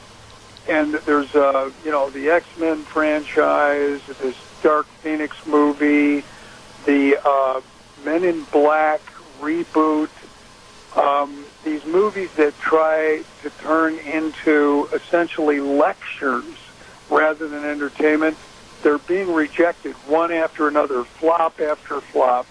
And that's the best message Hollywood can get. And the other thing is to support the faith-based alternative entertainment community. Small as it may be, it's highly profitable, very healthy. God's Not Dead, I Can Only Imagine, film titles like that, Breakthrough. There's a whole bunch of them, and they're almost, Hollywood's setting up faith-based divisions because they know this is profitable. But the more this kind of thing we vote with our entertainment purchases, and so it's time to be a lot more discerning about what we allow in our homes and take a good look at the children and the household and the teenagers and what kind of subscriptions they have, such as Netflix and Hulu and the like, and for parents to tune into what they're watching and try to regulate that a bit tighter. James, final thought here this morning. 25 years ago today, there was quite a bit of TV coverage on the so-called chase of the white Ford Bronco with O.J. Simpson inside. And this man, in my opinion, you're a lawyer, tell me about the loopholes. In this, my opinion, he committed murder of 2 individuals, got away with it, and now he's coming out and saying he's got a little getting even to do. What in the world is this 71-year-old has-been that really got away from this murder trial free as a bird? What are your thoughts on this? Well, first of all, he's doing this through a newly set up Twitter account where he's sending all kinds of messages, and apparently he has a yearning to be in the spotlight. The last time he had that, he ended up in the Nevada State Prison. I think he was very smart to stay out of the spotlight, live a quiet life in Las Vegas, if you can do that, and stay away from the press. Now what he's done is put the spotlight back on him, and he seems to be someone that has the inability to keep himself out of trouble. So I think this is a very bad move for O.J. And yes, his event, his trial, those themes still go on today. The idea that someone like him, a celebrity who's wealthy, can put together a dream team like he did of the best legal minds in the world and beat a murder rap, which is what most people believe he did, by putting the police on trial against really inept prosecutors, and a judge that shouldn't have been on the bench for that trial. It was, so these things still go. There's everything in that O.J. thing. That's why they in terms of race, class, whether the legal system has integrity, and that's why they did a miniseries on it that was a hit. But he should stay out of the public eye, and I guess he's decided he wants to be famous and be the juice again. And it's a bad move for him. He may end up in trouble again. One of the absolute best guests you'll ever hear on this program, attorney and political analyst James Herson in California. God bless you, my dear friend. Thank you for the time on our program this morning. All right. God bless you, Zeb. Thank you for your brave work, and you have a beautiful day. Thank you, sir.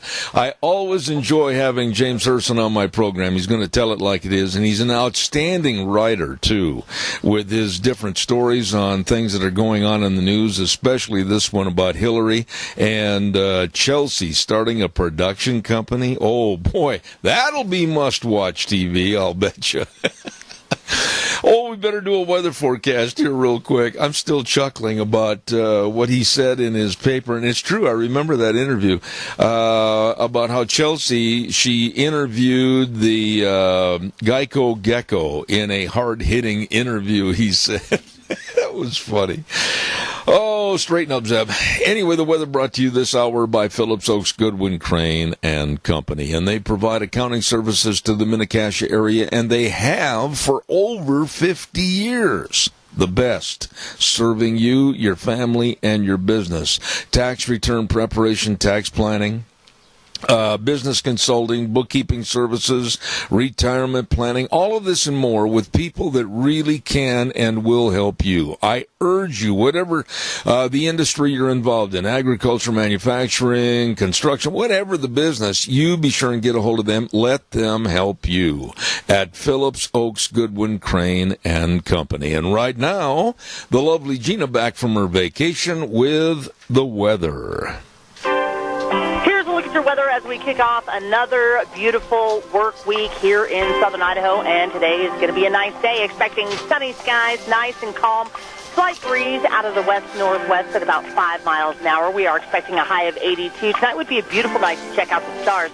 Mostly clear skies with a low of 52 tomorrow. Pretty much the same. Sunny and 82 with an overnight low of 52. By Wednesday, sunny skies, expecting a high of 79. Winds are going to be picking up for Wednesday evening, expecting a low of 49. Then by Thursday, sunny and 73. That's a look at your weather forecast for Zeb at the Ranch. And an excellent job, Gina. Thank you very much. Brought to you by our friends, your friends, with offices in Burley and Rupert, the very best of accounting services for the Mini-Cassia area and beyond. Don't forget their name, Phillips Oaks Goodwin Crane and Company. They will help you. All you need to do is make a call, make an appointment at Phillips Oaks Goodwin Crane and Company. Let's see, what else have I got cooking here? Oh, again, I've got to tell you, I made a mistake when I looked at the calendar. It's all my fault. I said that Lunch Bunch was going to be on this Thursday, the 20th. No. It's going to be on the 27th. And I made the mistake. So if you've got to go and erase it on your day planner or your calendar on your refrigerator, please do so.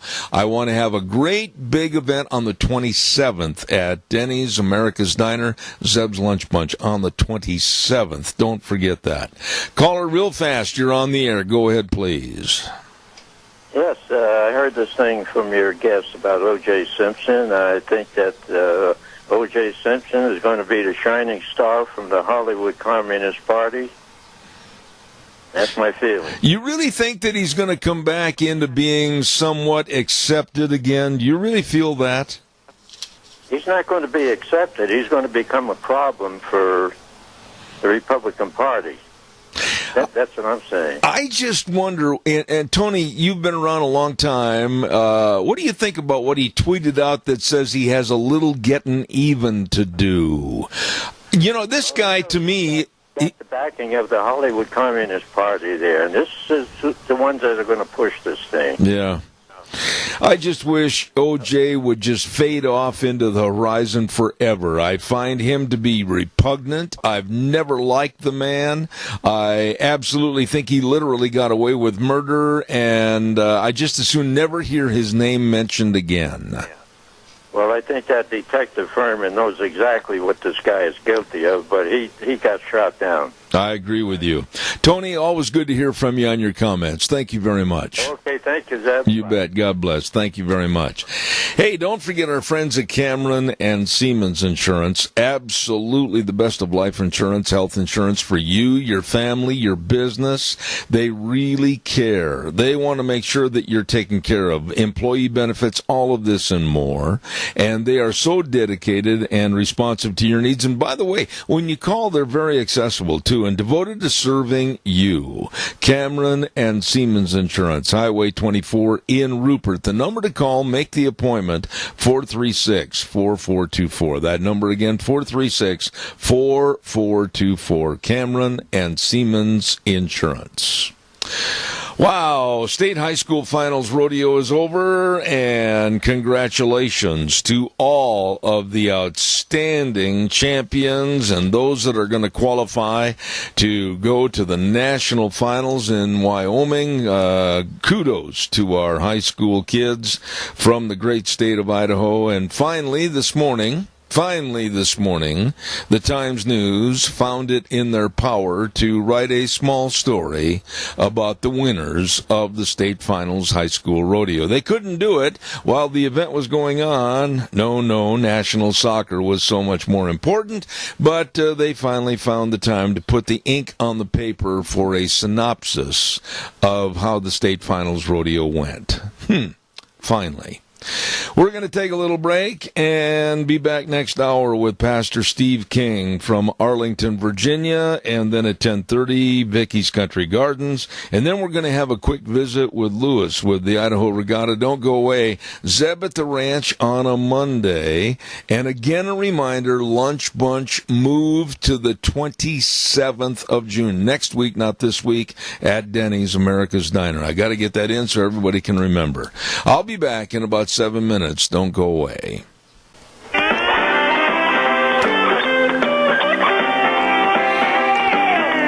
Oh, what a beautiful, beautiful day outside. My goodness, I think I'll move my studio up to the sun deck tomorrow morning. Well, maybe not. It'd probably rain if I did that. Anyway, good morning to you. Zeb at the Ranch with our major sponsor, your Magic Valley Les Schwab Tire Centers. All 7 locations serving you with the best of tires for your safe summertime driving. Along with some of our great advertisers like Burley Physical Therapy and Rehabilitation at 1263 Bennett Avenue, Suite 2 in Burley, helping you get back to being you. We're going to go to the phone line right now, and so glad that we made the connection to get this gentleman back and rescheduled on our program for a brand new book that is out called Beware the Slow Leaks, 8 Ways Ministry Leaders Can Thrive and Finish Strong. Good morning to Pastor Steve King. How are you, sir? Good morning, Zeb. I'm doing great. Hope you are too. Well, it's a treat for me to have you on the program because we're going to be talking about a subject that off and on for about the last 3 or 4 months I've been very concerned about, and I'll just kind of lay my cards on the table face up. I have said on this program for a long time, Pastor King, that I didn't think that pastors and church leaders were really doing the job in the community to alert the community and educate the community about societal ills that need to be corrected. Am I wrong or am I right? I think you're partially right. I think there are pockets where that is happening effectively, and there are pockets where we've dropped the ball. Okay, well, let's talk about where we've dropped the ball. Let's start there on a negative and make it into a positive. Okay. Dropping the ball would mean that you're not aggressively in your own life walking with Christ and engaging the culture. You're just kind of coasting and, in a sense, burying your hand in the sand and avoiding resistance. Some pastors do that, but I know many that don't, that are fully engaged and speak the truth and try to influence the culture every day. When you made the title, Beware the Slow Leaks, 8 ways ministry leaders can thrive and finish strong. Give us kind of a synopsis, first of all, how you came up with that title and what the main theme of your book is and who does it apply to the most. The title came from an interview of a group of leaders who urged me to write the book, and in that interview I made a statement that leaders do not fail because of blowouts, but many slow leaks. So that's where the title came from. And after 42 years of ministry, I'm still excited and fully engaged, and I wondered why, and I answered that question with the book. And there are 8 essentials that I found have kept me strong and going positively in Christ over the years. So it's really my own story and field-tested principles of the gospel that I think will help anybody in a place of spiritual leadership. Well, Pastor Steve King, let me ask you this. What really motivated you to sit down and start writing this book? I mean, what happening in your life or maybe someone else's life or your church, whatever, what made you want to say this or write this in a book and help others? The truth is I never intended to write a book. I've been on the radio in Washington, D.C. for 26 years, and Salem formed a new publishing arm, and I was invited to come greet the staff. When I arrived, they walked me past the staff to a board meeting and said, "We want to interview you." And I said, "What for?" And they said, "We think you should write a book." So I interviewed with them, and they sent me an email and said, "Consider writing the book. Here's your title." And I delayed on that for months and prayed and said, "Lord, do you want me to do this?" And I took 2 days, sat down, and he downloaded it to me. And that's where the book came from, and now it's become a passion because I love to work with fellow pastors, missionaries, and spiritual leaders, and I believe these 8 principles can really give them perspective and fresh hope and some practical tools not to quit and to finish strong. Pastor, I'm just going to be blunt again, and I'm going to tell you from my perspective that our culture, like what was in your information sheet about the book, is a sinking culture because we're letting evil and very negative things happen and basically get all the press, and the good people in the world, you don't hear about them. What about our sinking culture, if you will? Can we turn this bus around before it goes over a cliff? I believe we are in a sinking culture, and I also believe the hope of the world is the gospel of Jesus Christ alive and well in vibrant local churches. So I'm an optimist because Jesus said he will build his church and the gates of Hades will not prevail against it. And my hope is that there, in every city, every village, all across this country, there are people that love God, love his word, and are active in his churches. If you can revive those churches and spiritual leaders, there is great hope. Okay, but how do you revive them? How do you revive the churches, Steve, when you talk about a culture that is leaning towards evil and negative every day, and you're talking about millennials that are not going back to church? What do we do? I see pockets where millennials are coming back to church by the thousands. For example, this week I'm in New York City. Yesterday, my wife and I visited Redeemer Presbyterian Church. It was packed out with millennials on fire for Christ and wanting to change New York City with the gospel. And I can give you examples of that all across the country. You don't hear this on the news. It never makes it. But I'm telling you, God is at work. And I believe there is an openness to the gospel because the world is falling apart. And it doesn't have the answers. And people are looking for those who are modeling hope and stability and a biblical worldview. It will produce good fruit if we just keep sowing the seed. You know, I've made this equation many, many times on my program where I've said I'm an old man, I'm 71 years old, and I can remember vividly the covers of the Saturday Evening Post of where Norman Rockwell would have paintings of mom and dad, little girl, little boy going hand in hand to church and then going home from church and having their dinner together. Boy, that was America at, I think, its strongest, and we've lost that.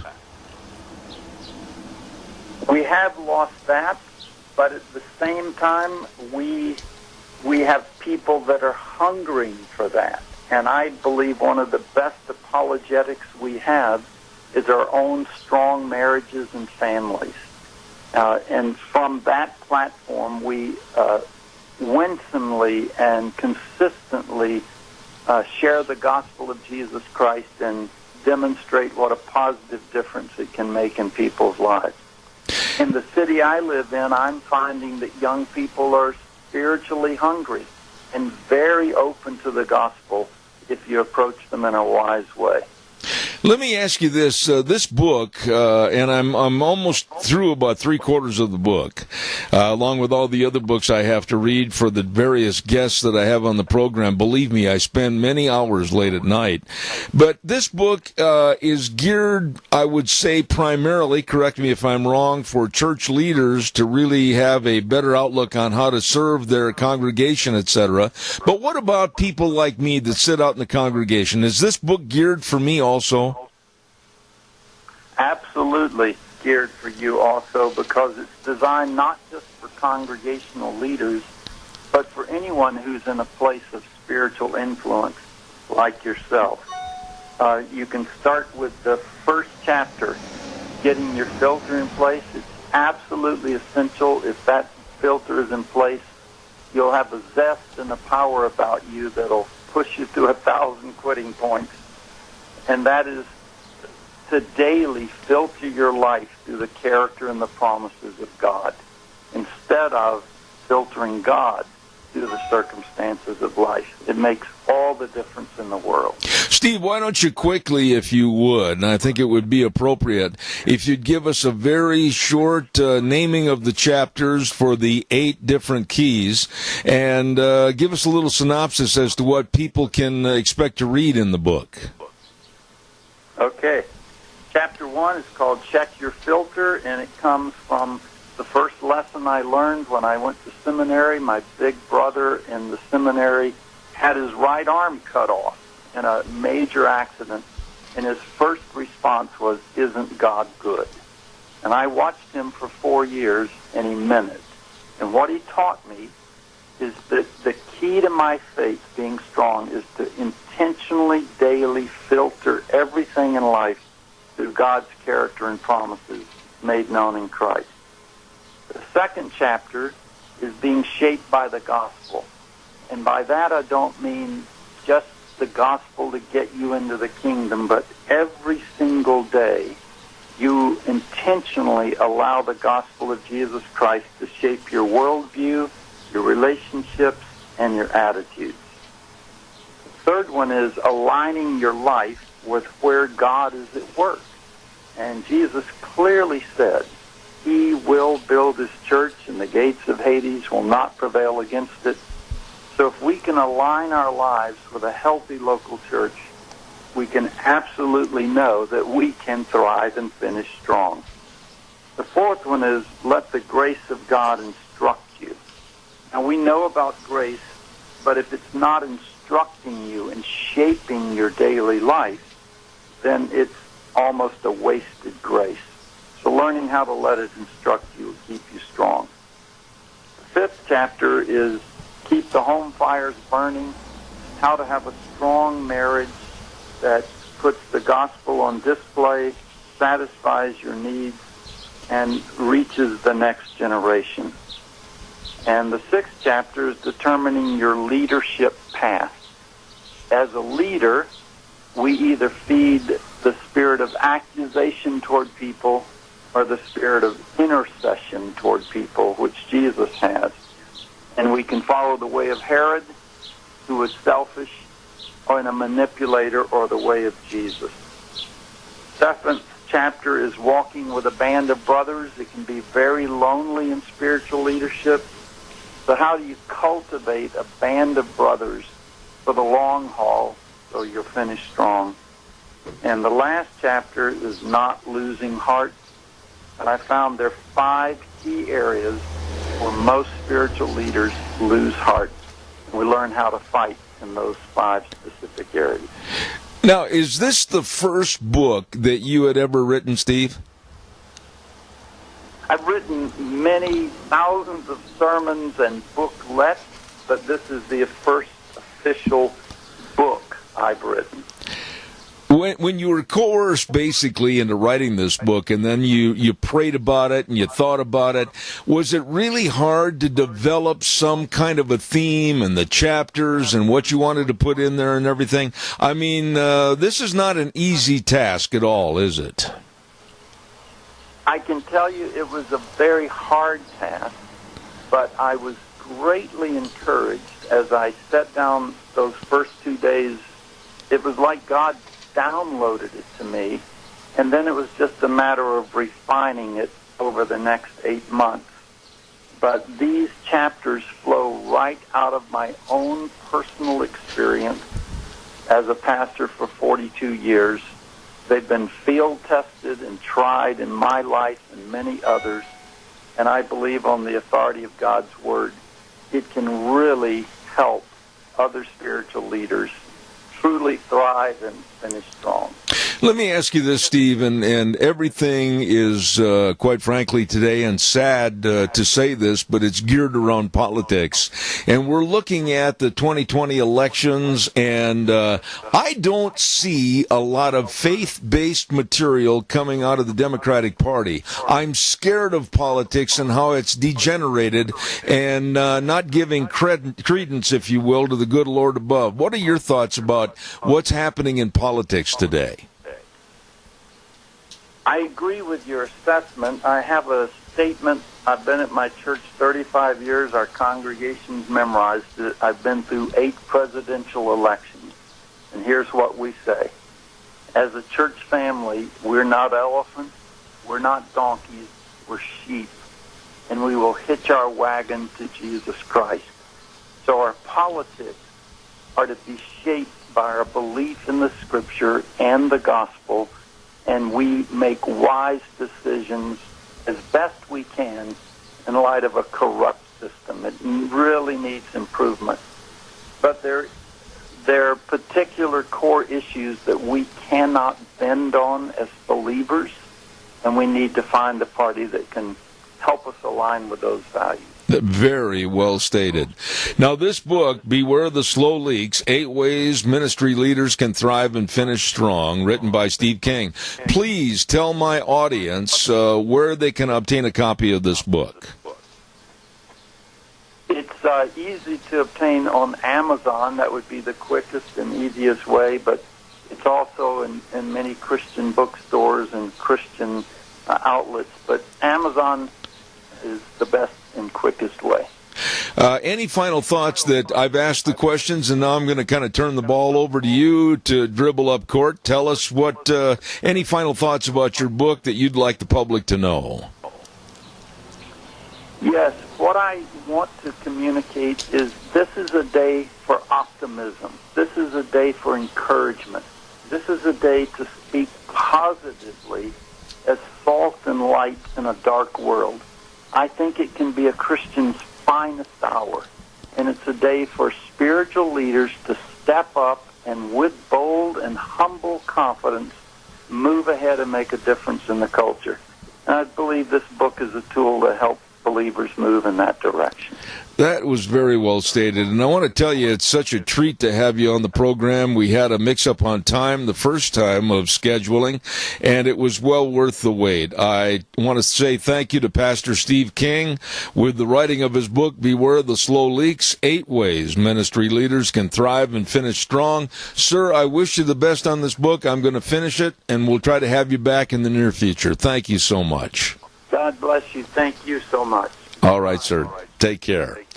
It's a very good book and very easy to read and understand. And I urge you, I'm about, like I said, about 3/4 of the way through it.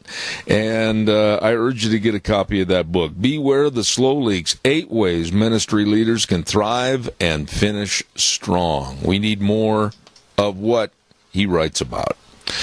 Oh, my goodness sakes. I got time for a call or two. Give me a jingle on the landline, 436-2244, and we'd love to hear from you. Quickly, I also want to remind you about what's going on at Patterson's. Oh, they are your electronics headquarters. Yeah, so you want a home theater system? You want to just kind of sit back and just let everything envelop around you and go, oh, this is comfy. Get in your recliner and just enjoy. Absolutely. They've got all the home theater systems. They've got, of course, all the televisions from Samsung, Sony, and Toshiba. And, of course, they've got the video surveillance cameras. They've got the HughesNet internet. I mean, whoa, they've got it all right there at Patterson's, 421 East Main in Burley. I urge you to stop in and see Curtis and Lorena today, or give them a call, 678-6997.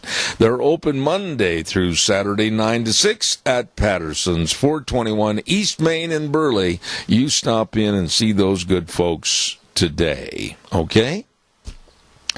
Wow, there's a lot of stories we didn't get a chance to talk about this morning. One, of course, being the citizenship question on the census.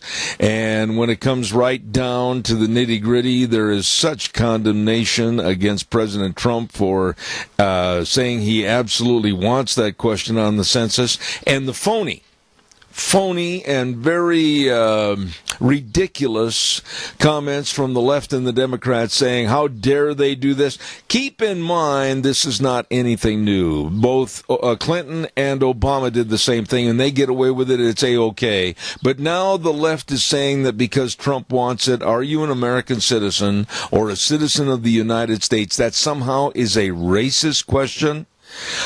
It's about time that we started concerning ourselves with we the people of this great United States of America and not worrying about the so-called embarrassing or what's a good terminology here on these people, worrying about other people's feelings. Let's start taking care of American citizens. Let's start putting America first. And to the liberals, you can't say that. That might hurt someone's feelings if you ask them if they're a citizen or not. Really, my question to you, the audience, would be this morning, who cares? Citizens of this country need to be taken care of first and foremost. The policies and all the dictates need to be for the American citizen first and foremost. And I, for one, am sick and way beyond tired of the catering and the pandering to others that are illegal aliens coming into this country or refugees that are coming in from foreign countries. What are your thoughts? Give me a call, 436-2244, 1-866-927-4587. Well, I'm waiting for your call. I want to remind you, too, again, that on Wednesdays at 10:06, we're going to have Josh Anderson on our program with Sportsman's Warehouse. I'll tell you what, that is a really well-received show, segment having the Old Fishing Hole with Josh Anderson, sponsored by Sportsman's Warehouse in Twin Falls. And they've got all the gear. They've got everything for you right there at Sportsman's. Don't forget that. Wednesdays at 10:06. Be sure and be here. Let's see, what else have we got? A little programming note. Again, I goofed. I said this earlier this morning. I'm going to say it again right now. I looked at the calendar wrong, and I scheduled Lunch Bunch for this Thursday. No. Contraire. It's going to be next Thursday on the 27th at Denny's Restaurant, America's Diner. So make sure that you put that on your calendar, and there's going to be a special treat A very special treat provided by Deanne and I and Denny's to all the people that show up at our lunch bunch on the 27th at Denny's Restaurant, America's Diner. Put that on your calendar for the 27th, if you would, please. What's coming up next hour? Well, let's just talk about that for a brief moment. We're going to have the lovely Miss Vicki, and she's going to be talking about gardening and how things have warmed up and starting to grow up. Holy smokes. And we'd certainly like some of your questions about gardening or landscaping, anything, for Green Thumbs, Dirty Knees, and Vicky's Country Gardens coming up in just a few moments. Then, following that, we're going to be talking to Lewis with the Idaho Regatta. They're getting closer and closer to 4 big days of that Idaho Regatta right here in southern Idaho. So that's what's coming up next hour. Right now, we're going to turn it over to Wheels, and we'll be back in about 3 minutes. And now, back to Zeb at the Ranch on AM 1230 KBAR. To reach Zeb, call 436-2244 or toll free 1-866-927-4587. And now, here is Zeb Bell. Oh, thank you very much. And right now, let's get right into it. Green Thumbs, Dirty Knees, and Vicky's Country Gardens at 185 South 600 west of Paul with the lovely Miss Vicky. Enter stage left. Good morning. Good morning, Zip. Summer's here again for a few days. Oh, I tell you what, I'm just loving this. I mean, Father's Day weekend was absolutely phenomenal, and it looks like it's going to continue for a while. It looks like a little cool down towards the end of the week, but nothing too serious. So I think everybody, at least we're not jumping up into those 95 and 100-degree days too fast. Give these plants a chance to season in and give us a chance to season in at the same time. Absolutely. Besides me, what are the greatest pests involved in gardens right now? Well, right now, people, if you've got cabbage, cauliflower, broccoli, Brussels sprouts, any of that type of plant out, be aware of the tomato hornworm. The cabbage worms are out. They're going to be hitting real hard, and they can do a lot of damage in a short period of time. So as a preventative, keep your cabbages in that dusted. You can use biological dust or like a 7 dust, that type of thing, but keep them dusted and stop them from getting in there because they can really wipe out plants in a heartbeat. You know, all the different worms and the pests and everything, well, in accordance with that, because we've had such a late spring and a wet spring, is it going to be worse this year? I think so. We've had a lot of slug damage going on early on this year because of the really wet spring that we've had and the cool temperatures. That's their favorite thing is cold and damp. They like the cool and damp. But now that it's heating up, that should kind of start eradicating some of the slug problems in the gardens. But as we all know, when the hay gets cut down, the aphids move into the yards. And so pretty much all the hay is down now finally. And so the aphid and that type of thing are going to move in. Also, people are going to start noticing that they're going to have the little chunks taken out of their rose leaves. Not a problem. Those are leaf cutter bees that have come out of the hay. They don't damage the roses or anything. Just makes them look like you've taken little notches out of the leaves, and maybe they're trying to decorate for us. I'm not sure, but they don't hurt anything, so don't panic. It isn't anything that's going to kill the roses. But definitely be aware of the aphids coming in. They are going to come in and hit us kind of hard right now. Vicki, with all the different problems and insects and everything else that's out to thwart the good growing of your garden, what about the application of things and items to get rid of these bad things? Are there a lot of dangers involved or not? Well, they recommend, anybody needs to be aware you're using insecticides, fungicides, that type of thing, chemicals.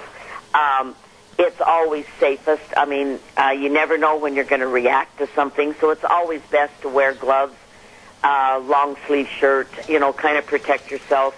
If you have lung problems, use a mask so that you don't inhale any of this kind of stuff, that type of thing.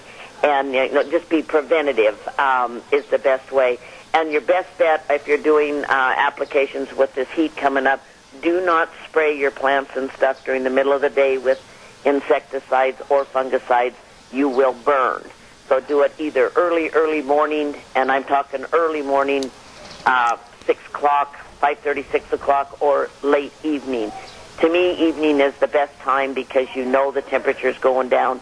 You know that sun's not going to hit and burn anything. So if everybody will just kind of think about that when they're putting fungicides and that on, go out about 8 o'clock, 8:30 at night. Do your spraying. Temperatures are getting cooler, and you know that and it has all night to work before the sun hits it the next day. Let me ask you this on the other side of the coin, and you and I talked about this last year. I remember the program when it comes to the fungicides and the insecticides, etc. Maybe they're not strong enough as compared to years ago to get rid of the problems. Well, they aren't. They've taken away a lot of our really good products, our good chemicals that had the longevity and, that would stay with us a while. You have to spray a little more often. You have to be a little more diligent and pay attention a little bit more. It's not just spray once and say, "Oh yeah, they're done," because you've got to stay on top of it now because of the pesticides not being as strong as they were. They have a milder longevity to them. They only last about maybe 3 to 5 days is about the maximum on most of them. So that's kind of where the problem is. A lot of people say, well, if I'm putting herbicides down, which a herbicide is what kills plants like dandelions, it's like 2,4-Ds, Roundup, that type of thing. You want to spray during the heat of the day. No, you don't. Again, you don't need to spray that because if it's above 85 degrees and you're out there spraying Roundup or 2,4-D, it can volatilize, form a cloud, and move over and get into roses, get into flower beds, get into gardens. It can do some damage. Mm. So there again, spray early mornings with your herbicides or in the evening. Try to not do it during the middle of the day so that you don't run the risk of killing something you don't want. Now, during the course of the growing season, and right now all the veggies, the tomatoes and everything, I'm sure, are probably really starting to grow and show prosper. What about, do people need to get out and check them for various and sundry problems like heat spots or whatever? You do. You need to spend time. Preventative is your best method. It's just like anything. Stopping something before it gets a hold of something or does damage is the best bet. Look at the back side of your leaves. That's where your aphids are going to show up. You're going to see the little green or the little black little darlings on the back side of the leaves. Then you know that it's time to spray. For fungus, you're going to be looking at your leaves again, and if you've got spots in it, if you've got black spots there and brown spots coming on your leaves, then you've got fungus starting in. And you need to get started on that before it gets to the point where it damages all the leaves. Preventative is the best measure on all of it. It's just to kind of keep some insecticide or some fungicide handy, especially fungicide right now with the spring we've had. I would recommend fungiciding gardens, the whole garden, peppers, tomatoes, cucumbers, the whole bit, right now, at least twice a month, if you don't see any sign of any fungus. If you see spots on tomato leaves, then hit them every 7 days for about 3 weeks, then drop back to about twice a month. I hate to say this because summer's going already too fast, but do you realize we're only 3 weeks from the 4th of July? Have you got a lot of specials for that time of the summer? Well, we do have Zeb's 4th is coming up on us really, really fast, and we've had a tough spring. Everybody's had a rough spring trying to get gardens and things like that in. They've lost a lot of product, and so everybody's laughing because I'm doing the watering now, and everybody says when I start watering, I start putting things on sale because I get tired of watering. So right now we have peppers and tomatoes are buy one, get one free. We've got 30% off of the rest of the vegetables and all the annuals. And roses are 25% off, so if you're wanting to spruce up your yard, we've got beautiful petunias ready to go in, and they're all on sale. So baskets are 15% off, so if there's something you need to spruce up that yard, we've got it, plus we've got all of the rock and the bark and the weed fabric and all that kind of stuff. Okay. We had another lady that sent in an email. I almost overlooked this. I should have mentioned this earlier. But she said crabgrass. What do I do, or what can I do to stop the growth of crabgrass? Well, that's a tough one, I'll be honest.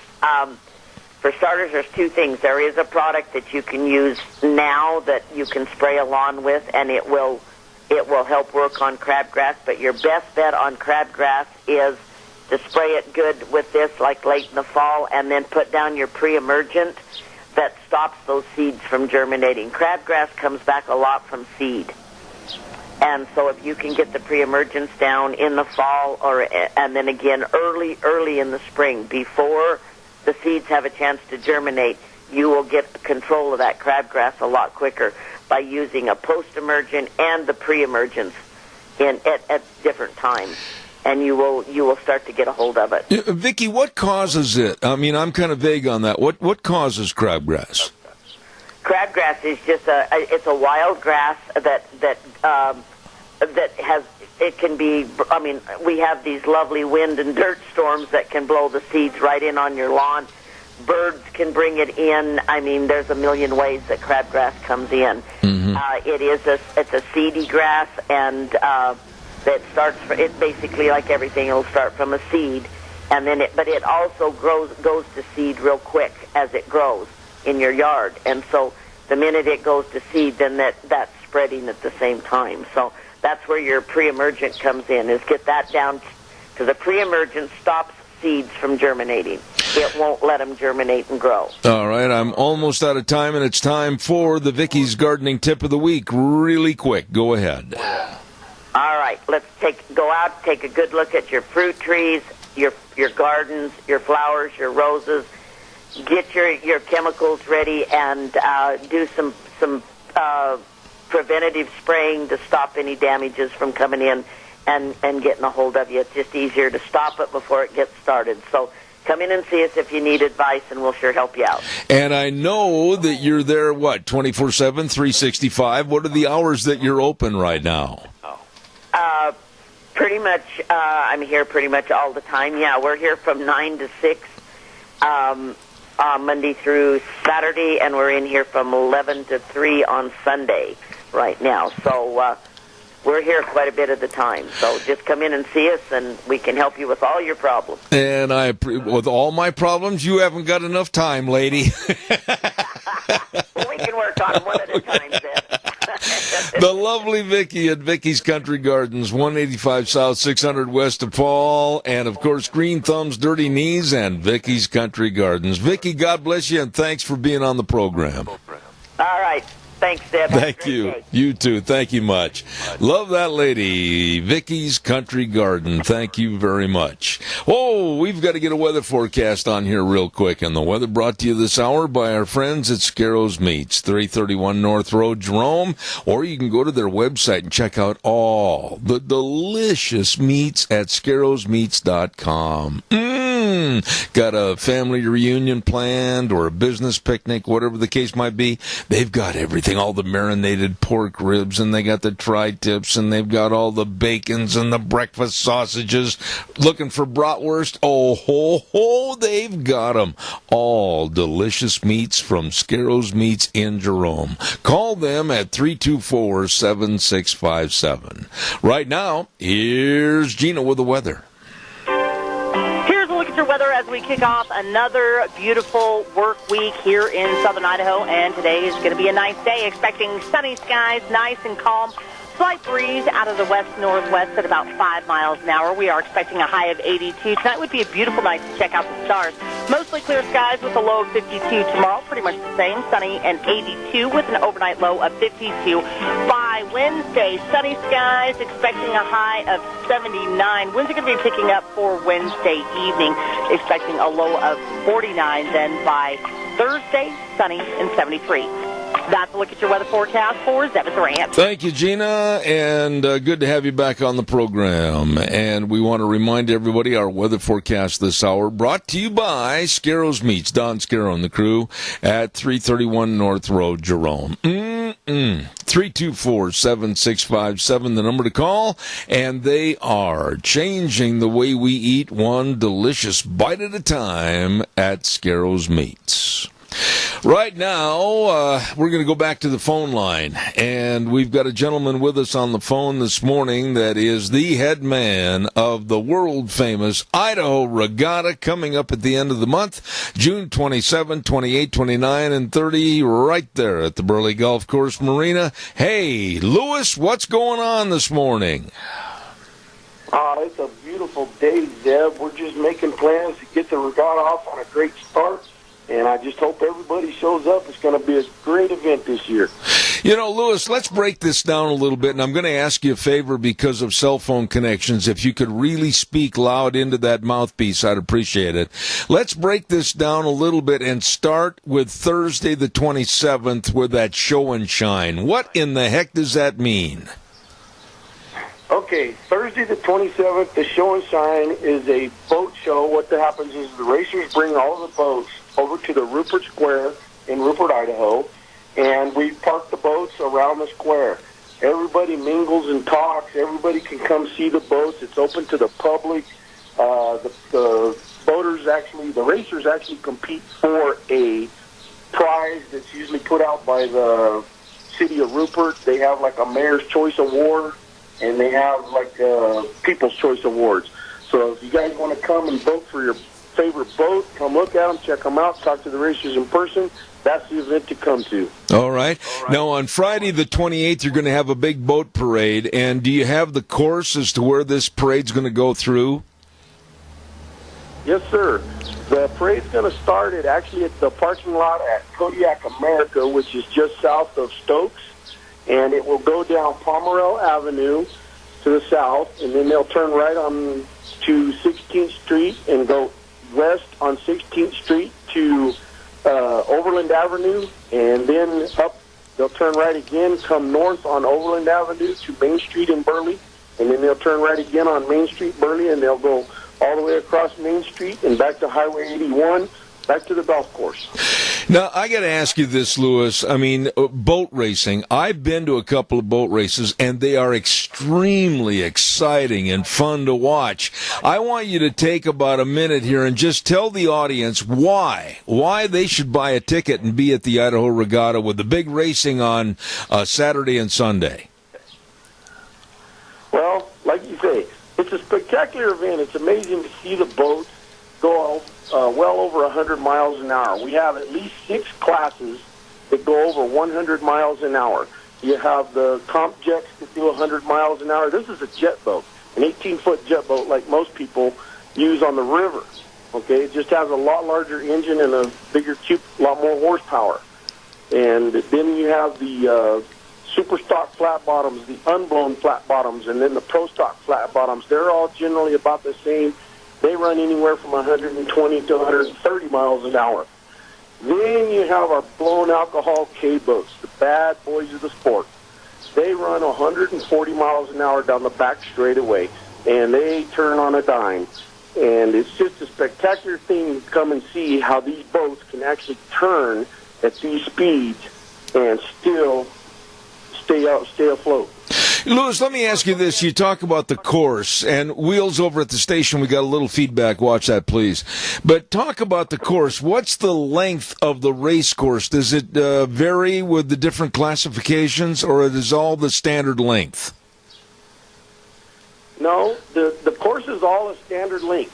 The course is approximately 1.2 a mile and a quarter long, and they all race on the same thing. The only thing that changes is we have a junior hydro class and an A-stock hydro class this year, and they'll be racing on the front straight array, and they'll be going around the turn 4 and turn 1 buoys, because it would take like 20 minutes for them to go around the whole course.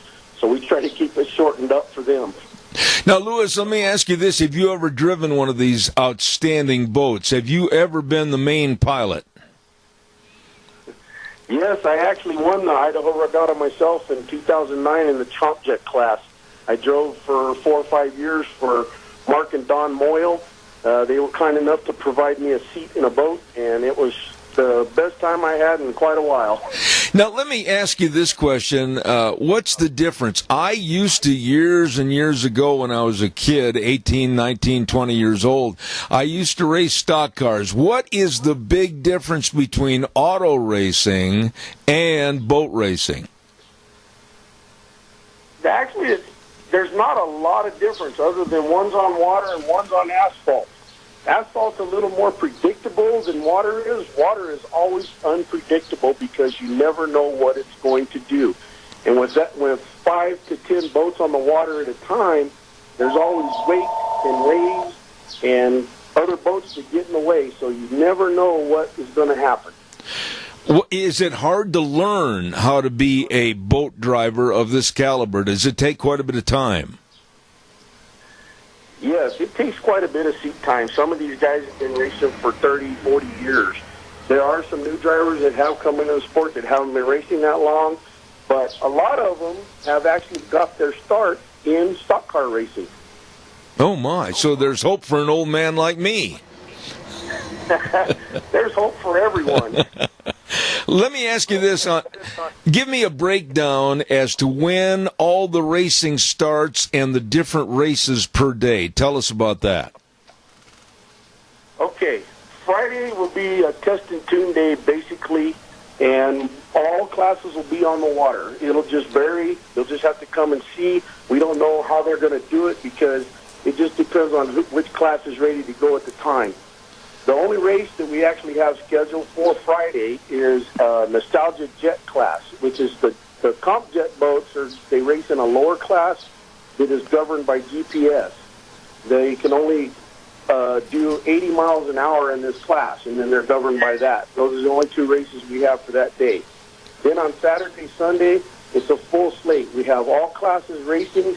The schedules are usually determined the day of the race and to what fits together the best. But normally it starts about 10 a.m. We have heat races in the morning, usually last from 10 a.m. till about 1 p.m. And then we have finals for each day, which usually start about 1 o'clock and last till about 4 or 5 in the afternoon. Okay, now real quick, I'm almost out of time, Lewis, but we got to tell everybody how they can get tickets. Where can they get tickets, and are there discounts for veterans and seniors? Yes, sir. You can get tickets at idahoregatta.org. You can go to our tickets page, and at the top of the page, there's a big red button that says Purchase Ticket. Or you can find us on our Facebook page, and there's a link that says Shop Now that will take you to our website page. And yes, there is a discount for veterans and seniors. Veterans and seniors get in for $10 each day. And it is good for active and retired veterans. Well, I'll tell you what, Lewis, you do a great job in promoting the world-famous Idaho Regatta, which is coming up at June 27, 28, 29, and 30 at the Burley Golf Course Marina area, and I urge everybody to be there. I know that you're going to be back on the program, I think, this coming Thursday. We're going to talk more about it. God bless you, man, and rev up those engines and have a lot of fun at the Idaho Regatta. Yes, sir. Thank you for having me on, and it's a pleasure. All right, sir. Thank you very much. Good guy right there. And talking about the Idaho Regatta, Lewis. And don't forget, go to idahoregatta.org for all the ticket information. Don't miss it. It is going to be a lot of fun for 2019. Coming up in just a matter of days. Hey, don't forget our Magic Valley Les Schwab Tire Centers. Oh, they've got all the tires for your cars, pickups, and SUVs. Like for your cars, they've got a brand new and great passenger all-season tire called the Reputation. Woo! Superior performance and quiet ride. Check that out, and all the tires for your SUVs and, of course, your pickup trucks, and many of which are on sale right now. Hurry on into any one of the 7 locations of your Magic Valley Les Schwab Tire Centers for that, along with the best in brake service, front-end alignment, shocks and struts, and batteries. batteries. All of this and more with the best in service. Absolutely. Stop in and see Lane and Rupert, Dave on Blue Lakes and Twin, Mike and Buell, Mike and Jerome, the Twist family in Paul, Daniel on Poline in Twin Falls, and Trent on Overland in Burley. You better believe it, the best. Your Magic Valley Les Schwab Tire Centers. That's going to wrap it up for me on a Monday, June 17th, and we're going to be back tomorrow morning at 8:06 with more Zeb at the Ranch. We've got a great list of guests for tomorrow morning. Don't miss it, including Dr. History. All of that tomorrow, where we always say the way things were are the way things ought to be, and the world needs more cowboys. See you tomorrow morning at 8:06.